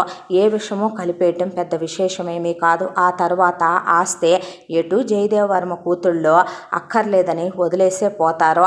పోబోయే ముందు మా అక్కతో ఒక్క నొక్కించుకుంటే చాలు, మొత్తం మన పేరు మీదకి వస్తుంది. ఆ ఫ్యాక్టరీ, 1000 కోట్ల రూపాయల ఆస్తులు, మన ఇద్దరు కొడుకులు ఇక చక్కగా మహారాజుల్లాగా ఏలుకోవచ్చు. కాబట్టే కదా మన అమ్మాయి ఆల్రెడీ కాలేజీలో ఒకరిని ప్రేమించి వాడితో మనమ్మాయి ఎన్నో రాత్రుళ్ళు పగళ్ళు గడిపిన ప్రెగ్నెంట్ అయినా సరే మన అల్లుడిని ఆగమనమని చెప్పి మరి వీడికిచ్చి దీన్ని పెళ్లి చేద్దాం అనుకుంటుందే, మా అక్కని ఒప్పిద్దాం అనుకుంటుందే. ఆ తర్వాత మెల్లిగా అవసరమైతే మన కూతురే వాడితో కూడా సంతకాలు పెట్టించుకుంటుంది అనుకున్నాం. అయితే వీడికి అసలు మన అమ్మాయి మీద మనసే కలగట్లేదు. రేపొద్దున వీడు అడ్డం తిరిగి మన అమ్మాయిని చేసుకోను అంటే వీడు ఎంతకైనా ఇదైన వాడే. వీడికి బాగా తెలివితేటలు ఎక్కువ కాబట్టే వీడిని ఉంచటం ప్రమాదకరం. అందుకే ఈ నిర్ణయం తీసుకోవాల్సి వచ్చింది. ఒక విషయం తెలుసా, వీడిని పైకి పంపటానికి కూడా వీడమ్మే సాయం చేసిందే. ఎలాగో తెలుసా, అక్క అని నేను అప్పుడు ఒక 5 లక్షలు అప్పుడో 10 లక్షలు తీసుకుంటే వీడి పేరు మీద పూజలు చేయించుతా, అవి చేయించుతా, ఈ చేయించుతా అని అది ఇచ్చిన డబ్బులే నా దగ్గర 2 కోట్ల రూపాయలైనాయి. అయ్యే ఆ లారీ డ్రైవర్లకి ఇచ్చి గుద్దిచ్చేశాను వీడినే. ఇక కాసేపట్లో వీడి ప్రాణం అనంత వాయువుల్లో కలిసిపోద్ది. నటించడానికి మనం రెడీగా ఉండాలి, అర్థమవుతుందా అని చెప్పే ఇక ఎందుకు నేను తొక్కేస్తానుండో వీడిని నా కాలు పెట్టి ఆ తర్వాత నా కాలు కడిగేసుకుంటాను అని భద్రావతి అంటూ ఉండగానే అట్నుంచి ఎవరో ఒక ముసలాయన కాడేసుకొని వెళ్తూ కారాపి డ్రైవర్ని తీసుకొని కిందకి దిగాడు ఆయన. దూరంగా కూలీలు పనులు చేసుకుంటున్నారు చెట్లు నరుకుతో. వామ్మో, ఎవరో ఒక బిడ్డకి యాక్సిడెంట్ అయిందమ్మా, డ్రైవరు పిల్లాడు ప్రాణాపాయ స్థితిలో ఉన్నారు. కొన ఊపిరితోన ఆయన పెద్ద కేకలేసేపాటికి వాళ్ళందరూ పోగైతే నాగలింగం వాళ్ళ ఫ్యామిలీ వెళ్ళి బండల చాటున నక్కి దాక్కున్నారు. ఆ తర్వాత మీ కబురు వచ్చింది, మీరు వచ్చారు, అంబులెన్సులు వచ్చినాయి, నన్ను డ్రైవర్ని తరలిచ్చారు. డ్రైవర్ మార్గ మధ్యంలోనే పోయాడు. ఆ తర్వాత మీరు నన్ను హాస్పిటల్కి తీసుకురావటం, డాక్టర్స్ ట్రీట్మెంట్ ఇవ్వటం, ఆ తర్వాత నాకు మతిస్థిమితం పోయింది అని చెప్పటం, నన్ను మీరు ఇంటికి తీసుకెళ్ళాక నాకు నయం అవ్వాలని మీరు డాక్టర్లతో ట్రీట్ చేయించటం, ఆ తర్వాత నాకు ట్యాబ్లెట్లు మీరు ఇచ్చినవి కాకుండా వేరే ట్యాబ్లెట్లు ఇద్దామని చూశారు. కానీ పిన్ని వల్ల అది కుదరలేదు. పిన్ని ట్యాబ్లెట్లన్నీ చాలా ప్రొటెక్టివ్గా తన షెల్ఫ్లో పెట్టుకొని తాళం వేసుకొని టైం టు టైం నాకు ఇచ్చేదే. ఆ తర్వాత ఒక రోజున పిన్ని పూజ గదిలో ఉంది. అమ్మ నువ్వు గుడికి వెళ్ళావు, బాబాయ్ బిజినెస్ చూసుకోవటానికి వెళ్ళాడు, నన్ను అసలే మతిస్థిమితం లేని స్థితిలో ఉన్నవాడిని బాబాయ్ ఇంట్లో నుంచి వెళ్ళిపో, వస్తే గనక నిన్ను గట్టిగా పట్టుకొని ఇంజెక్షన్ చేయిస్తారు, నీకు ఆపరేషన్ చేయిస్తారని అబద్ధాలు చెప్పారు వీళ్ళు. చెప్పి నన్ను ఇంట్లో నుంచే బయటికి తీసుకొచ్చి నన్ను ఒక ట్రైన్ ఎక్కిచ్చేశాడు మావయ్య. ఆ తర్వాత ఆ ట్రైన్లో నుంచి దిగి ఒక బస్సు, అక్కడి నుంచి ఎక్కడో ఒక ఊళ్ళో ఆ బస్సోడు దింపేశాడు. ఆకలి, కడుపు నకనకలాడిపోతుంది. ఎలా కొనుక్కోవాలో ఏంటో కూడా తెలియదు బాబాయ్ నాకు. అలా ఆ ఊళ్ళోకి వెళ్ళాను. గాలి, వర్షం, తుఫాను. అందరినీ అన్నం పెట్టవా అమ్మా అని అడిగితే ఒక్కళ్ళు అన్నం పెట్టలా అనేపాటికి వెక్కి ఏడ్చేశాడు ఆయన. ఎలా పెంచుకున్న బిడ్డ చివరికి ముద్ద పెట్టమని ఒకళ్ళని అడగటం ఏంటి అనే కళ్ళు మామూలుగా కాదు అగ్నిపర్వతాల్లాగా రగిలిపోవటం మొదలైన ప్రభావతి. పునీతకి గుండె మండిపోయిందే. అయితే ఆ టైంలోనే ఒక చోట ఒక చిన్న దీపం వెలుగుతుంది. వెళ్ళి గేటు కొట్టాను. అప్పుడు వచ్చింది బాబాయ్ రూప. వచ్చి ఆ తరువాత నన్ను లోపలికి తీసుకెళ్ళింది. ఆ రోజు నా ఆకలి తీర్చిందే. రూపని అలా ఒళ్ళో పడుకొని గట్టిగా పట్టుకొని పడుకుండిపోయాను. ఆ తర్వాత రూపకి నాకు మధ్య జరిగిన సంఘటనలు ఇవే. ఆ తర్వాత రూప నా భార్యమ్మ, నా వైఫ్, తను ఎవరు అంటున్నావుగా, నాకు మతిస్థిమితం ఉన్నా లేకపోయినా నేను తన్ని ఇష్టపడి ప్రాణానికి ప్రాణంగా ప్రేమించాను కాబట్టే, నాలో ఉన్న మగతనం తన భార్యగా అంగీకరించింది కాబట్టే మేము శారీరకంగా కూడా కలిసాము. పిచ్చిదే, నా పిచ్చి నయం చేయించాలని ఎన్ని దెబ్బలు నా కోసం కాసిందో తెలుసా బాబాయ్. ఆ ఇంట్లో ఉండే కిరాతకురాలైన ఒకటి ఎలాంటిదో తెలుసా, తను ఎన్ని హింసలు పెట్టిందో తెలుసా. నా దెబ్బలన్నీ తను కాసిందే. ఆ తరువాత నాకు నయం చేయించటానికే తను సిటీకి వచ్చిందే. నా కోసం తను హాస్పిటల్ వెతుక్కుంటూ వెళ్ళేలోపు నువ్వు నన్ను తీసుకొచ్చేసావు. పిచ్చిదే, నా కోసం ఎక్కడెక్కడ వెతుక్కుంటుందో ఏంటో, నా కోసమనే ఎక్కడెక్కడ అసలు ఏమైపోయిందో ఏంటో, మళ్ళీ వాళ్ళు తీసుకెళ్లారో ఏంటో. రూప నాకు కావాలి బాబాయ్. రూప లేకపోతే నేను ప్రాణాలతో ఉండను బాబాయ్. అని వెక్కి వెక్కి ఏడ్చేసరికి ఆయనకి ఆమెకి ఏడుపు వచ్చింది. అయితే ఇక ప్రభావతిలో నుంచి అపర భద్రకాళి ఒక్కసారిగా నిద్ర లేచినట్టు అయిపోయి ముందు అక్కడే లాయర్లు వాళ్ళందరూ ఉంటే జయదేవ్ వర్మ పోలీసులకి ఫోన్ చేశాడు. డాక్టర్ గారికి ఆల్రెడీ ఇదంతా కార్తీక్ చెప్పే ఉండటంతో ఆయన ముందే లాయర్లకి చెప్పి ఉండటంతో పెద్ద పెద్ద పోలీస్ ఆఫీసర్లు అందరూ అక్కడ అటెండ్ అయ్యే ఉన్నారు. దాంతో ప్రభావతి బయటకు వచ్చి నాగలింగం పెళ్ళాన్ని కూతుర్ని కొడుకులిద్దరిని పడేసి ఐహిల్స్ చెప్పు గొంతులో దిగేదాకా తొక్కి పడేసిందే. ఆ తర్వాత వాళ్ళని తీసుకెళ్ళి పోలీస్ స్టేషన్లో పెట్టి బాగా బడిత పూజ అయిపోయి 3rd డిగ్రీ కొట్టుడు కొట్టిన తర్వాత సాక్ష్యాధారాలతో సహా ప్రూవ్ అయిన మీదట తీసుకెళ్ళి జైల్లో పడేసి లైఫ్ లాంగ్ బయటికి రాకుండా లోపలికి తోయించేసింది ప్రభావతి. ఆ తర్వాత కార్తీక్ వెంటనే వెళ్దాం బాబాయ్, వెంటనే వెళ్దాం రూప దగ్గరికి అంటే, డాక్టర్ బాబు నీకు చాలా పెద్ద ప్రాబ్లం నుంచి బయటపడ్డావు, నువ్వు అట్లీస్ట్ ఒక 10 days అన్నా లేందే నేను డిశ్చార్జ్ చేయలేను, చాలా ఇంపార్టెంట్ మెడికేషన్లో ఉన్నావయ్యా నువ్వు, కానీ ఈలోపు రూప డీటెయిల్స్ నేను కనుక్కుంటాను నాన్న అని జయదేవ్ ఆ తర్వాత కార్తీక్ ట్రీట్మెంట్ జరుగుతూ ఉండగానే ఆయన బలగాల్ని దింపాడు. చుట్టాలు, బంధువులు, స్నేహితులు అందరినీ దింపి ఆ రోజు కార్తీక్ ఎక్కడ దొరికాడో అక్కడికి వెళ్ళి ఆ చుట్టుపక్కల అందరినీ కార్తీక్ చెప్పిన ప్రకారం ఆనవాళ్లతో అడిగితే ఎవరో కొందరు మనుషులు ఒక అమ్మాయిని బలవంతంగా ఇలా వ్యాన్లోకి ఎక్కించుకెళ్ళారండి, వాళ్ళు మా హోటల్లోకి వచ్చి టిఫిన్ చేశారు, మాటల్లో మాటగా వాళ్ళది పలానా పల్లెటూరు అని చెప్పుకుంటుంటే విన్నాం బాబు అని అక్కడ ఒక హోటల్ అతను చెప్పాడు. ఆ తర్వాత ఇక కార్తీక్కి 10 రోజుల తర్వాత నయమైపోయిందని డాక్టర్ డిశ్చార్జ్ చేసిన తర్వాత వెంటనే వెళదాం బాబాయ్ అంటే ముందు గుడికి వెళ్ళి దైవ దర్శనం చేసుకున్నాక ఇంటి కోడల్ని తీసుకొచ్చుకుందాం పదమనమని వాళ్ళ దాదాపు ఒక 50 సుమోలు, వాటిల్లో చుట్టాలు, బంధువులు, వాటితో పాటు పోలీసు బలగాలు, దాంతోపాటు కార్తీక్ని ఒక పెద్ద BMW కారు, ప్రభావతి ఒక ఆడి కారు, పునీత, జయదేవు ఒక పెద్ద పడవంత కారులో ఎక్కి అందరూ కలిసి బయలుదేరిపోయారు. వెళ్ళేటప్పుడు అంతకుముందు కార్తీక్ ఎలా ఉండేవాడో అలాగే రెడీ అయ్యే ఎవరి కారుల్లో వాళ్ళు డ్రైవర్లతో సహా బయలుదేరారు. ఇక్కడ ఇలా జరుగుతూ ఉండగా అక్కడ పెట్టినటువంటి 1 రోజుల గడువు కంప్లీట్ అయిపోయి లాయరు కాగితాలు కంప్లీట్ చేసి ఇచ్చాడు స్వర్ణలత చేతికే. పెట్టవే సంతకాలు అంటే ఆ డబ్బులే ఉంటే తన భర్తకి నయం చేయించుకోవచ్చు, ఎక్కడికి వెళ్ళుండడు చిట్టిబాబు, వెతుక్కోవచ్చు వెళ్ళి అనే దాంతో నేను పెట్టను, ఆ డబ్బులు నాకు కావాలి, నాకు అవసరమని ఎదురు తిరిగింది రూప. ఆహా అని పెట్టవంటే అనే రూపను పడేసి కొట్టి చేతి వేళ్ళు వెనక్కి విరిచి పట్టుకొని ఇక చేతి వేళ్లల్లో మేకులు దింపేసి పెడతావా పెట్టవా అని చిత్రహింసలు పెట్టి ఎట్టకేలకి సంతకాలు పెట్టించుకుంది స్వర్ణలత.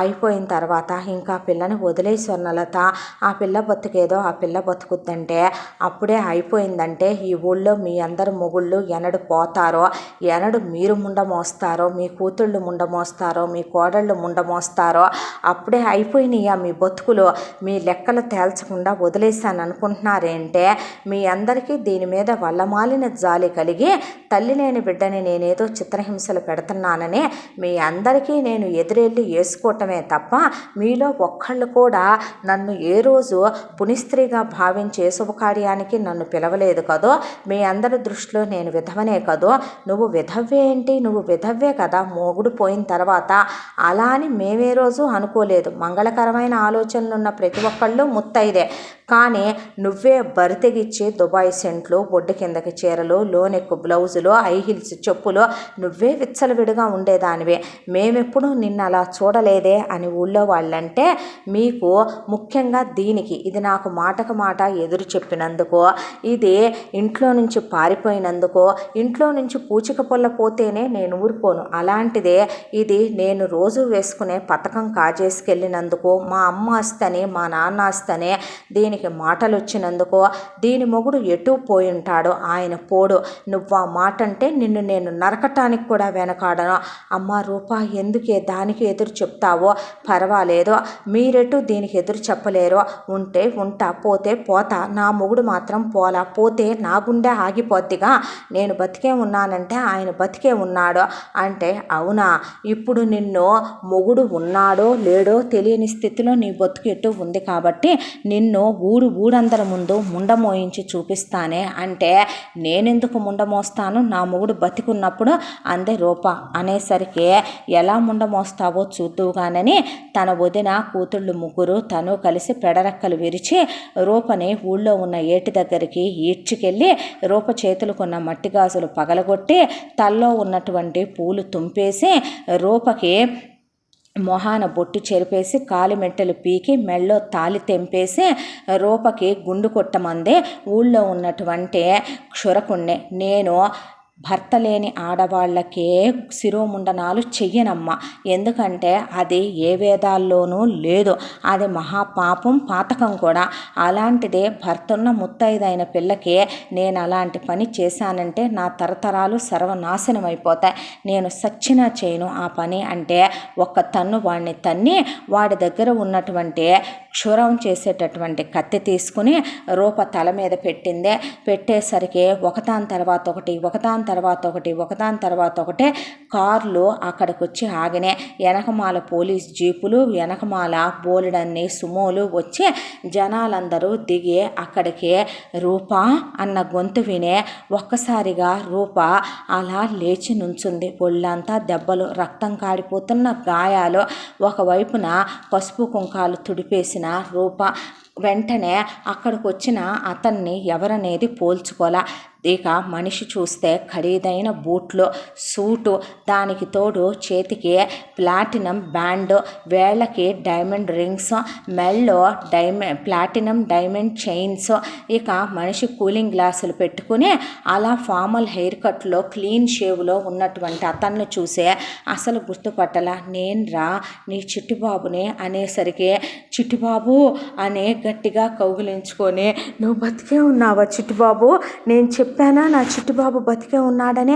వీడు పిచ్చోడు కాదా ఏంటి ఎంతెంత కారుల్లో దిగాడో, మన ఊళ్ళో మనం పుట్టి బుద్ధెరిగాక ఏనాడు ఇంత కార్లు చూసే ఎరగమో, ఎవరి అబ్బాయి అసలు. ఇప్పుడు పిచ్చోడు వాడు వీడు అనకూడదే, పెద్దోళ్ళ అబ్బాయిలాగా ఉన్నాడు బాబుగారు అనాలి. అలా అనకూడదని ఊళ్ళో వాళ్ళు చెప్పుకుంటూ ఉండగా నువ్వేంట్రా ఇలాగా అని ఆ పక్కనే అమ్మవారి దగ్గర ఉన్నటువంటి బొట్టు తీసుకుని రూప ముఖాన పెట్టాడు. రూప అప్పటికే నీరసించిపోయి మనిషి కళ్ళు తిరిగి చిట్టిబాబు మీద పడిపోయింది. పడిపోతే గబా అక్కడికి పునీత, ప్రభావతి ఎంతెంత పట్టు చీరలు కట్టుకొని ఎంతెంత పెద్ద డైమండ్ సెట్లు వేసుకొని వచ్చి నుంచునే పాటికి వాళ్ళ చుట్టాలు బంధువులు కూడా బలిసిపోయి ఉన్నవాళ్ళు కాబట్టి బాగా భారీగా రెడీలు అయ్యి వచ్చిన ఆడోళ్ళు నుంచున్నారు అక్కడ. వాళ్ళు గబగబా వస్తూ గ్లూకోజులు అవన్నీ రెడీగానే ఉంటాయి కాబట్టి రూపని దగ్గరికి తీసుకుని వాళ్ళు గబగబా గ్లూకోజు తాగిస్తూ అక్కడ కూర్చునే పాటికి ఇక ఎవరు రూపని ఇలా చేసింది అని అడిగాడు కార్తీక్. అడిగితే బాబుగారు ఇదిగో ఈ పాపిష్టిదేనయ్యా, పిల్లని ఇలా పారిపోయింది ఇంట్లో నుంచి, తమరిని తీసుకొని తమరు కనపడలేదని పాప ఇలా మీకోసం ఎత్తుక్కుంటుంటే ఇలా వెనక్కి మనుషుల్ని పెట్టి తీసుకొచ్చిందయ్యా. తీసుకొచ్చిన తర్వాత ఇలా హింసలు పెట్టేసింది బాబు. పెట్టిన తర్వాత కచ్చ తీరక ఆస్తి తన పేరు మీద రాయించుకున్నా కూడా ఇలా పిల్లని ముండ మోయిస్తున్నారు బాబు. మేము ఎదురు తిరిగితే మా మొగుళ్ళు, మా కూతుళ్ళు, మా అల్లుళ్ళు పోయి మేము కూడా ముండ మోయాలని చెప్పి ఇక నానా మాటలు అంటుందయ్యా అనేపాటికే ఒక్కసారి మీరందరూ వాడతారు కదా పొలం పనులు చేసేటప్పుడు, ఒక్కసారి నాకు ఆ చంద్రాకోళ్ళు ఒక 10 ఇవ్వండి అన్నాడు కార్తీక్. అనేసరికి అక్కడ వాళ్ళు లగెత్తుకుంటూ వెళ్ళి చంద్రాకోళ్ళు తీసుకొస్తే 10 కలిపి ఒక కట్ట కట్టి పట్టుకున్నాడు చేత్తో పట్టుకున్న తర్వాత ముందు తన కోటు తీశాడు. కోటు తీసి పట్టుకో పిన్ని అని పునీతకి ఇచ్చి చేతికున్న వాచ్ తీసి పట్టుకో బాబాయ్ అని ఇచ్చిన తర్వాత ముందు చేతికున్న బ్యాండ్ని వెనక్కి అన్నాడు. అన్న తర్వాత ఆడదానివి అనుకుంటే నువ్వు ఆడదానివి కాదే, ఆడజాతే సిగ్గుపడి తలంచుకుంటుంది నీలాంటి వాటిని చూస్తే. ఏమే మీ ముగ్గురు ముగ్గురు చదువుకున్నారు కదా, తను మీకేమైనా పని మనిషా? బర్రెల్లాగా ఉన్నారు ఒక్కొక్కళ్ళు, మీ కాళ్ళు చేతులు ఏమైనా పడిపోయినాయా? ఏరా గేఫెలోస్, అసలు వీటిని ఎందుకురా మీరు పెళ్ళిళ్ళు చేసుకుందే? కేవలం వీటిని నైట్ బెడ్రూముల్లోకి వెళ్ళి కాపురాలు చేయటానికి చేసుకున్నారా? ఏరా నీది ఒక బతికేనా? చెల్లెల దగ్గరకు వచ్చి నువ్వు చెల్లెల దగ్గర పని చేసుకుంటూ బ్రతకటమా, లేదంటే గనక చెల్లెలతో పాటు క్రైమ్ పార్ట్నర్ అవటానికి వచ్చావా నువ్వు అని వరస పెట్టి ముందు ఆ 10 చండ్రాకోళ్ళు స్వర్ణలతకి తెగిపోయినాయి. వామ్మో వాయ్యో కుయ్యో మొర్రో అంటుండగా ఏమే బాధగా ఉందా, నొప్పిగా ఉందా అని అక్కడ కణకణ కణకణ కణకణ కాలిపోతున్న కట్టెల్ని తీసుకొని కట్టెలతో వాతలేసేసాడు. వేసిన తర్వాత అక్కడే ఇనప చువ్వల కొలిముంది, ఒక అతను కత్తులు గొడ్డళ్ళు తయారు చేస్తుంటే అవి తీసుకొని ఒళ్ళంతా వాతలు పెట్టి వదిలిపెట్టాడు. గొడ్డుకారం తెమ్మనమని ఒళ్ళంతా కొట్టాడు. బాధగా ఉంది కదూ, నొప్పిగా ఉంది కదూ, మరి ఇన్ని సంవత్సరాలుగా నువ్వు చేసినప్పుడు మేకులు దింపుతావే మేకులు, నన్ను కొడతావా? నాతో తలొత్తిచ్చుకున్నావు ఈ తలేగా, నాతో ఒళ్ళొత్తిచ్చుకున్నావు ఈ ఒళ్ళేగా అని చెప్పి బాధి పారేశాడు. ఆ తర్వాత కూతుళ్ళు ముగ్గురికి సేమ్ ట్రీట్మెంటు, అన్న వదినకి సేమ్ ట్రీట్మెంటు, అల్లుళ్ళు ముగ్గురికి సేమ్ ట్రీట్మెంటు ఇచ్చుకొచ్చేసరికి ఇది చాలదని పోలీసులు దంచి వదిలిపెట్టారు. దాంతోపాటు వచ్చిన చుట్టాలు బంధువులు మా పిల్లాడితో ఒళ్ళు తెచ్చుకుంటావంటే, మా పిల్లాడితో కాళ్ళు తెచ్చుకుంటావంటే అని ఒకవైపున ప్రభావతి పునీత కలిసి చీరలు బొడ్లో దోపి, ఏమే మాకు కోట్ల రూపాయల ఆస్తులున్నా సరే మేము ఎంతైనా పుట్టిన వేర్లు మర్చిపోలేదు అని పడేసి కుమ్మి వదిలిపెట్టారు. ఆ తర్వాత ఆల్మోస్ట్ ఇక సచ్చిందో ఉందో కూడా తెలియని పరిస్థితిలో ఉన్న తర్వాత ఇంకా దాన్ని కొట్టినా బజారు కుక్కను కొట్టినా ఒకటే నాన్న, పద మనం పిల్లని తీసుకొని వెళ్ళిపోదాం అంటే, బాబు గారు మీరెవరో తెలుసుకోవచ్చా అని అడిగారు ఊళ్ళో వాళ్ళు. అడిగితే అప్పుడు జయదేవ్ వర్మ, మా అన్నగారి పేరు భగీరథ వర్మ, మా వదిన గారు ఈవిడ ప్రభావతి దేవి గారు, నా భార్య పునీతాదేవి, నా పేరు జయదేవ్ వర్మ, వీళ్ళు నా కూతుళ్ళు, వీళ్ళు నా అల్లుళ్ళు, ఫారెన్లో బిజినెస్లు ఉన్నాయి, మాకు ఇక్కడిక్కడ ఈ బిజినెస్లు ఉన్నాయి, మా ఏకైక వారసుడు బాబు కార్తిక్ వర్మ, మేము ఇక్కడ ఉంటాం, ఇది విశేషం అని ఆయన చెప్పేపాటికి అసలు ఊళ్ళో జనానికి నోట్లో నుంచి మాట కూడా రాలేదు. వచ్చిన కార్లు వచ్చినట్టే బై బై బైమని వెళ్ళిపోతుంటే వెనక్కి పోలీసులు తీసుకెళ్ళి లోపల పడేయమంటారా సార్ అంటే, ఇంకా దాన్ని కొట్టిన రోడ్డు మీద వెళ్ళే గజ్జి కుక్కను కొట్టిన పెద్ద తేడా ఉందంటారండి అని మళ్ళీ అమ్మాయి జీవితంలోకి రావాలని ప్రయత్నించిన మేకవన్న పులుల్లాగా నాటకాలు నటించటాలు మొసలు కన్నీళ్లు పెట్టుకొని అమ్మాయి జీవితంలోకి వచ్చిన మళ్ళీ అమ్మాయిని ఏమన్నా అన్నట్టు కానీ అమ్మాయి పేరు మీ నోట్లో నుంచి వచ్చినట్టు కానీ తెలిసిందో మీ గొంతు మీద కాలేసి తొక్కుతాం అంటుండగా, పునీత ఏమండి మన పిల్లాడికి మెళ్ళో తరతరాలుగా వస్తున్నటువంటి మామయ్య గారిదే డైమండ్ వేసున్నటువంటి చైను, పిల్లాడి ఉంగరాలు అవన్నీ కనపట్టలేదంటే కొట్టుకుంటూ తీసుకెళ్ళి బీరువా పగలగొట్టి ఇక ఒక కర్చీఫ్లో మూట కట్టి పెట్టుకుంది స్వర్ణలత. ఆ పాట ఆ మూటని ఓపెన్ చేసి తీసేసుకొని, ఇదెంతో తెలిసే, దీని వాల్యూ ఎంతో తెలుసా, ఆస్తి కోసం నువ్వు ఆ పిల్లని అంత కొట్టి అంత నరకాలు పెట్టావా, మా పిల్లాడి చేత నువ్వు అంత పనులు చేయించుకున్నావా, ఈ ఉంగరం ఖరీదు ఎంతో తెలుసా, ఎన్ని కోట్ల రూపాయలో తెలుసా, నువ్వు ఒక విషయం చెప్పమంటావా, నీకున్న ఆస్తి మాకు వెంట్రుకతో సమానం, ఈ డైమండ్ చైన్ ఎంతో తెలుసా, ఈ డైమండ్ ఖరీదు ఎన్ని కోట్లో తెలుసా, నీ ఫ్యామిలీ 100 తరాలు బ్రతికేసేంతే అని వాళ్ళు అక్కడి నుంచి మళ్ళీ ఇంకో రౌండ్ కుమ్మేసి అక్కడి నుంచి వాళ్ళు వెళ్ళిపోయారు. వెళ్ళిపోయిన తర్వాత ఊళ్ళో వాళ్ళు ఇదే అదనని చెప్పి ఎటు బీరువా వాళ్ళు పగలగొట్టే వెళ్ళారు కాబట్టి దొరికినోళ్ళు దొరికినట్టు బీరువాలో ఉన్న ఎన్ని పడేసి ఎటు లేవలేని స్థితిలో ఉంది కాబట్టి స్వర్ణలత వాళ్ళ కచ్చి తీర కుమ్మేసి వీళ్ళని దొరికిన మొత్తం ఇంట్లో వస్తువులన్నీ ఎత్తుకెళ్తే, వామ్మో నా నగలు నా డబ్బులు అంటూ బ్యాంకు పుస్తకాలు మాత్రం అటక మీదకి ఇసిరేసుకుంది ముందే స్వర్ణలత. ఆ తర్వాత బాడీలో పార్ట్లు సెట్ అవటానికి 6 నెలల టైం పట్టింది స్వర్ణలతకి, కూతుళ్ళకి, ఇంట్లో ఉన్న వాళ్ళందరికీ. ఆ తర్వాత తీరిగ్గా కూర్చుని వదిన్నే నువ్వు ఆ పని చేయి ఈ పని చేయి అని, అన్నను నువ్వు అయి చేయి ఈ చేయి అని మేనల్లుళ్ళ మీద పెత్తనాలు చేస్తూ అమ్మ కూతుళ్ళు కలిపి కమిటీ మీటింగ్ వేసి దాన్ని తంతే పూరెల బుట్లో పడ్డట్టు నువ్వు ఆ పిచ్చోడికి ఇచ్చి పెళ్లి చేసి దానికి ఎంత సిరి పట్టిందమ్మా అనకూడదు. కానీ అదేదో వాడంత అందంగా ఉన్నాడే, ఎంత ఖరీదైన బట్టలు వేసుకున్నాడే, అదేదో వాడి దగ్గర మేమే ఈ ముదరష్ట పెదవులనిచ్చి మాకు పెళ్లి చేసావు, మేము ముగ్గురం కలిసి వెళ్ళి వాడి దగ్గరే కాలు జారే ఆ తాళేదో మా ముగ్గుడికే వీళ్ళు కట్టిన తాళ్ళు తెంపించి మాకెట్టు పిల్లలు కూడా లేరు, కట్టిస్తే వాడికి సంసారం చేయటం చేతకపోయినా మేము ముగ్గురమే వాడితో సంసారం చేసి ఎలాగోలా నెల తప్పేవాళ్ళం కదే, ఇప్పుడు అన్ని వేల కోట్ల రూపాయల ఆస్తులు మనమే అనుభవించే వాళ్ళం కదమ్మా, దాంతో నువ్వు సంతకం పెట్టించుకుందే మా వెంట్రుకతో సమానం అని వెళ్ళిపోయారు వాళ్ళు, చూశావంటే అని అమ్మ కూతుళ్ళు చెప్పుకుంటూ ఉండగా అప్పటిదాకా ఊరుకున్న స్వర్ణలత మేనల్లుళ్ళలో పెద్దవాడు అరుణ భర్త చేతిలో ఉన్న పళ్ళెని తీసుకొని నెత్తి మీదేసి బాదాడు పెళ్ళాన్నే. ఆ తర్వాత మాలతి మొగుడు జీవిత మొగుడు కూడా పడేసి ఒంట్లో బొనికలు ఇరిగిందాకా బాది పారేసి మీ బతుకులు చెడ, మీ బతుకులకి మీ అమ్మ ఎటు బజారుదనుకోండే, మీ అమ్మ కడుపును పుట్టిన మీరు ఏ రోజైనా తన అక్కలా చూసారా, మేమే రోజు తను ఒక మాట అందలేదో, మేము చిట్టిబాబుని ఒక మాట అందలేదో, వాళ్ళు కొట్టిన దెబ్బలకి మాకు బాధగా కూడా లేదో, నాన్న నువ్వు మనిషివా పశువ్వా, మనకి తినటానికి జరగట్లేదని కూలికెళ్ళి బతికినా విలువ ఉండేది, వచ్చి దీని కింద తను అడిగెళ్ళాడు చూసావా కార్తీక్, నిన్ను పని చేసుకోవటానికి వచ్చావా లేకపోతే క్రైమ్ పార్ట్నర్ అవటానికి వచ్చావా అనే పనికి మాలిన పనులు చేసి రూపని కొట్టడం, చిట్టిబాబుని కొట్టడం, అమ్మా నువ్వు అసలు ఆడదానివేనా, అందుకు కదూ ఇదేదో మీకు విలువిచ్చిందని పొంగిపోయారా, మిమ్మల్ని ఎంత హీనంగా చూసి ఇవాళ మీ బతుకులు ఎక్కడిదాకా తీసుకొచ్చిందో మీకే అర్థం కావాలని పెళ్ళాలని చితకబాది పెట్టవే సంతకం పెట్టని స్వర్ణలత చేత ఇరక్కొట్టేసి అన్నా వదిన కలిసి ఉన్నటువంటి 25 ఎకరాల పొలం, దాంతోపాటు ఇంకో 25 ఎకరాల పొలం జనాల మీద సంపాదించి ఒక 50 చేసి ఉంచింది స్వర్ణలత.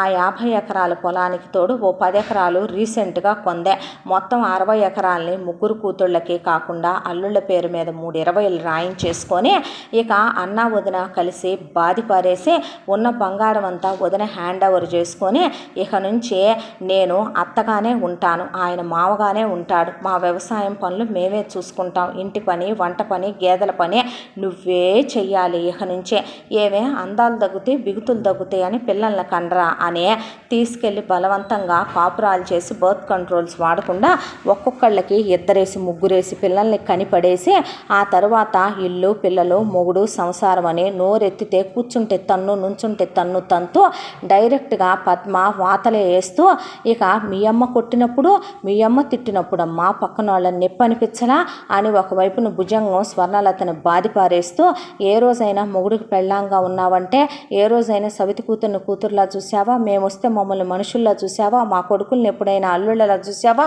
అని కొట్టడం మొదలుపెట్టి మాకు బుద్ధి వచ్చింది ఎంతకాలానికని అలా స్వర్ణలత వాళ్ళ లైఫ్ మొత్తానికి అలా సెట్ చేశాడు ఆ పైవాడు. ఇక రూపని తీసుకెళ్ళిన తర్వాత కార్తీక్ వాళ్ళు ఒక పెద్ద ప్యాలెస్ లాంటి ఇంటి ముందు కారు ఆగిందే. రూప అప్పటికే కారులో చాలా నీరసంగా ఉంది. వెళ్ళంగానే హారతిచ్చి పునీత లోపలికి రామ్మ అన్నాక గృహప్రవేశం చేయించి లోపలికి తీసుకెళ్ళి దీపం పెట్టించారు. వెంటనే డాక్టర్ని అప్పటికే పిలిపించుంచాడు జయదేవ్ వర్మ. వెంటనే లేడీ డాక్టర్లు రూపం లోపలికి తీసుకెళ్ళి చాలా భయంకరంగా కొట్టారండి. నార్మల్ అవ్వాలంటే 6 months తక్కువగా పట్టుద్ది ఆ అమ్మాయికే. మానసికంగా కూడా చాలా వీక్గా ఉంది. ముందు ఫిజికల్ హెల్త్ చాలా ఇంపార్టెంట్ అని బోలెడన్ని మందులు రాసి మేము రోజు వచ్చి చూస్తామని కార్తీక్ పక్కనే ఉండి చూసుకుంటూ ప్రభావతి పునీత జయదేవ్ వర్మ ధైర్యం చెప్తూ పక్కనే ఉండి చూసుకొని 6 నెలల్లో రూపకి కంప్లీట్గా తగ్గిన తర్వాత ఇక తను నా భార్య అనే కార్తీక్ అన్న మాటకే అలా ఎలా భార్య అనేస్తే అయిపోయిందా, ఒక్కగానొక్క నా వారసుడు పెళ్ళి ఎంత గ్రాండ్గా చేద్దామనుకున్నాను అని జయదేవ్ వర్మ మినిమం 100 ఏళ్ళు గుర్తుండిపోయేలా చేద్దామనుకున్నానని చాలా గ్రాండ్గా రూపకి ఇన్నిన్ని నగలు దిగేసి ఒళ్ళంతా ఇక కార్తీక్కి రూపకి గ్రాండ్గా ఎంగేజ్మెంట్ చేశారు. ఎంగేజ్మెంట్ అయిన తర్వాత రూప గదిలోకి వెళ్ళి పెదవుల మీద ముద్దు పెట్టుకుంటున్న కార్తీక్ని చూసి వాళ్ళ పిన్ని చెవి పట్టుకొని బయటికి లాక్కొచ్చి వేస్తాను ఒకటే, వెద్దవ్వ చేయొచ్చు అలాగా, పెళ్ళయిందా కాగరా పిన్ని, ఆల్రెడీ మేమిద్దరం అంతకుముందు వేరే విషయం, అప్పుడు నీకు తెలియనప్పుడు నాకు తెలుసు పిన్ని, అప్పుడైనా ఇప్పుడైనా నేను అబ్బాయిని కాదా ఏంటి, కానీ పెళ్ళయ్యేంత వరకు వద్దురా అంది ప్రభావతి. అన్న తర్వాత చాలా గ్రాండ్గా పెళ్లి చేశారు. అయిపోయిన తర్వాత కార్తీక్కి రూపకి ఫస్ట్ నైట్ ఏర్పాట్లు. గదిలోకి వెళ్ళిన తర్వాత అసలు నువ్వేం చేస్తావు అని అడిగింది రూప. అడిగితే కార్తీక్ అంటే బాల, నువ్వు చిట్టుబాబు అని పిలిస్తేనే బాగుందిరా అన్నాడు రూపనే. అన్న తర్వాత చిట్టుబాబు అంది రూప. అన్న తర్వాత రూప అని దగ్గరికి తీసుకుని, నేను ఇలా అమెరికా వెళ్ళి ఎంఎస్ చేసి వచ్చాను, ఇలా బిజినెస్ చూసుకుంటున్నాను, ఈ 6 monthsగా నీకు బాగాలేదని నేను బిజినెస్ జోలికి వెళ్ళలేదు, ఇక నుండి వెళ్ళాలి, మన హనీమూన్ అయిపోయిన దగ్గర నుండి వెళ్తాను, నువ్వు పీజీ చేయాలనుకుంటే చెయ్యి, లేదా నాతో ఆఫీస్కి వస్తానంటే రా, వెంటనే పిల్లల్ని కనొద్దు, కొన్నాళ్ళు ప్లాన్ చేసుకుందాం, నువ్వు ఫిజికల్గా మెంటల్గా ఇంకా స్ట్రాంగ్ అవ్వలేదు, అర్థమైందా అన్నాడు. ఆ రాత్రి చాలా సంతోషంగా గడిపారు ఇద్దరు.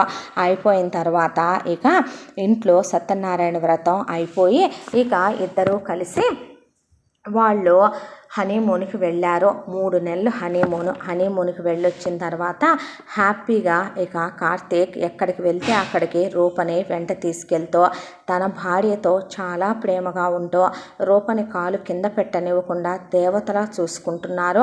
ఒకవైపున అత్తమామలు, తమ అత్తగారు, దాంతోపాటు ఇక కార్తీక్, ఊళ్ళో వాళ్ళంతా ఆ పిల్ల పడిన బాధలకి దేవుడు ఆ పిల్లకి అంత మంచి రాత రాశాడు, ఇది చేసుకున్న పాపాలకే ఇది ఇంకా ఎంత అనుభవించినా తక్కువే అనుకున్నారు స్వర్ణలతనే.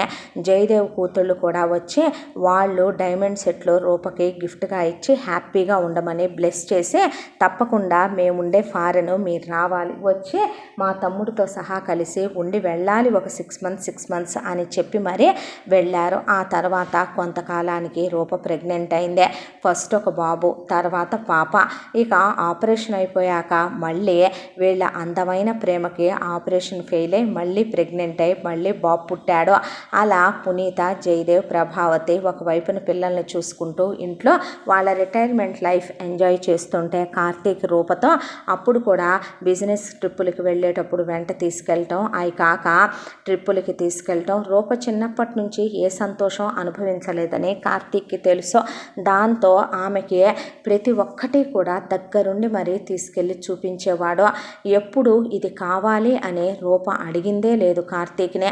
అన్నీ కొనిపెట్టి ఆమె కళ్ళ ముందు ఉంచేవాడు. వార్డ్రోబుల నిండా బట్టలు, మ్యాచింగ్ చెప్పులు, కాస్మెటిక్స్, చిటికేస్తే పలికే పనివాళ్ళు, ఇల్లంతా సెంట్రలైజ్ చేసే, కాలు కింద పెడితే కారులో, కాలు ఇంట్లో పెడితే ఏసీలో, చక్కటి బిడ్డలు, మంచి భర్త, తల్లిదండ్రులు లాంటి చిన్నత్తయ్య, చిన్న మామయ్య, ఒక్క మాట అనని ఆడపడుచులు, దేవత లాంటి అత్తగారు అన్నీ ఉన్న రూప ఏ రోజు కూడా డబ్బుందనే గర్వం, అహం ఏ రోజు ఆమెలో లేదు.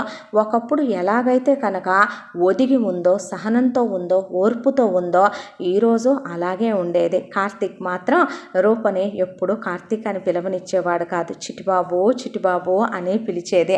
ఎందుకో అలా మొదలైన మన బంధం అలాగే ఉండాలి, ఒక మాట అడగొచ్చా చిట్టిబాబు అని అడిగింది రూప.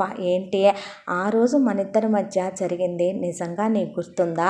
ఎందుకు గుర్తులేదురా, నేను ఎలాంటి స్థితిలో ఉన్నా సరే ఏమో భగవంతుడు మనిద్దరిని కలపాలనేనేమో ఆ రోజు నేను ఇంట్లో నుంచి అలా బయటకు వచ్చి ఊళ్ళో చాలామందిని అడిగాను రూప, కొంచెం అన్నం పెట్టమని, ఎవరూ పెట్టలా, నువ్వే గేట్ ఓపెన్ చేసావు, నువ్వే ఫ్రూట్స్ కోసిచ్చావు, ఆ తర్వాత నువ్వే దగ్గరికి తీసుకున్నావు నన్ను. అలా కలిసిన మన బంధం భగవంతుడు పవిత్రమైన బంధం చెయ్యాలనే మీ పిన్నికి ఆ బుద్ధి పుట్టించి నాతో నీ మెళ్ళలో తాళి కట్టించాడు. నువ్వు బట్టలు మార్చుకుంటుంటే నిన్ను చూసి అప్పటి వరకు నేను చెలించాను, నాకు ఫీలింగ్స్ వచ్చినాయి అంటే నేను మగాణ్ణనే కదా, నిన్ను ఇష్టపడ్డాననే కదా, నిన్ను ప్రేమించాననే కదా అనేసరికి రూప గట్టిగా కౌగిలించుకుందే. ఒక విషయం చెప్పమంటావా, నువ్వు నా ప్రాణం, నా జీవితం, నా సర్వస్వం, నా ఫస్ట్ ప్రయారిటీ, నా లాస్ట్ ప్రయారిటీ రెండూ నువ్వేరా. జీవితంలో అమ్మ, నాన్న, బాబాయ్, పిన్ని, అక్కలు, మన పిల్లలు ఎంతమంది ఉన్నా సరే లైఫ్ లాంగ్ మాత్రం నాకు నువ్వు, నీకు నేను ఎప్పటికీ రూప. నువ్వు లేకపోతే ఈ కార్తీక్ ఎప్పటికీ లేడు అన్న తర్వాత చిట్టుబాబు అని కౌగిలించుకొని ముద్దు పెట్టుకుంది. అలా సంతోషంగా వాళ్ళ జీవితం ఆనందంగా గడిచిపోయింది. ఇంతటితో ఈ కథ సమాప్తం. మళ్ళీ మరొక మంచి కథతో కలుసుకుందాం. తప్పకుండా మన ఛానల్ని లైక్ చేయండి, షేర్ చేయండి, సబ్స్క్రైబ్ చేయండి, బెల్ ఐకాన్ క్లిక్ చేసి ఆల్ అనే బటన్ని ప్రెస్ చేయడం మర్చిపోకండి. ఈ కథను మనకు అందించిన కథా రచయిత్రి జి. యామిని శ్రీనివాస్ గారు. Thank you.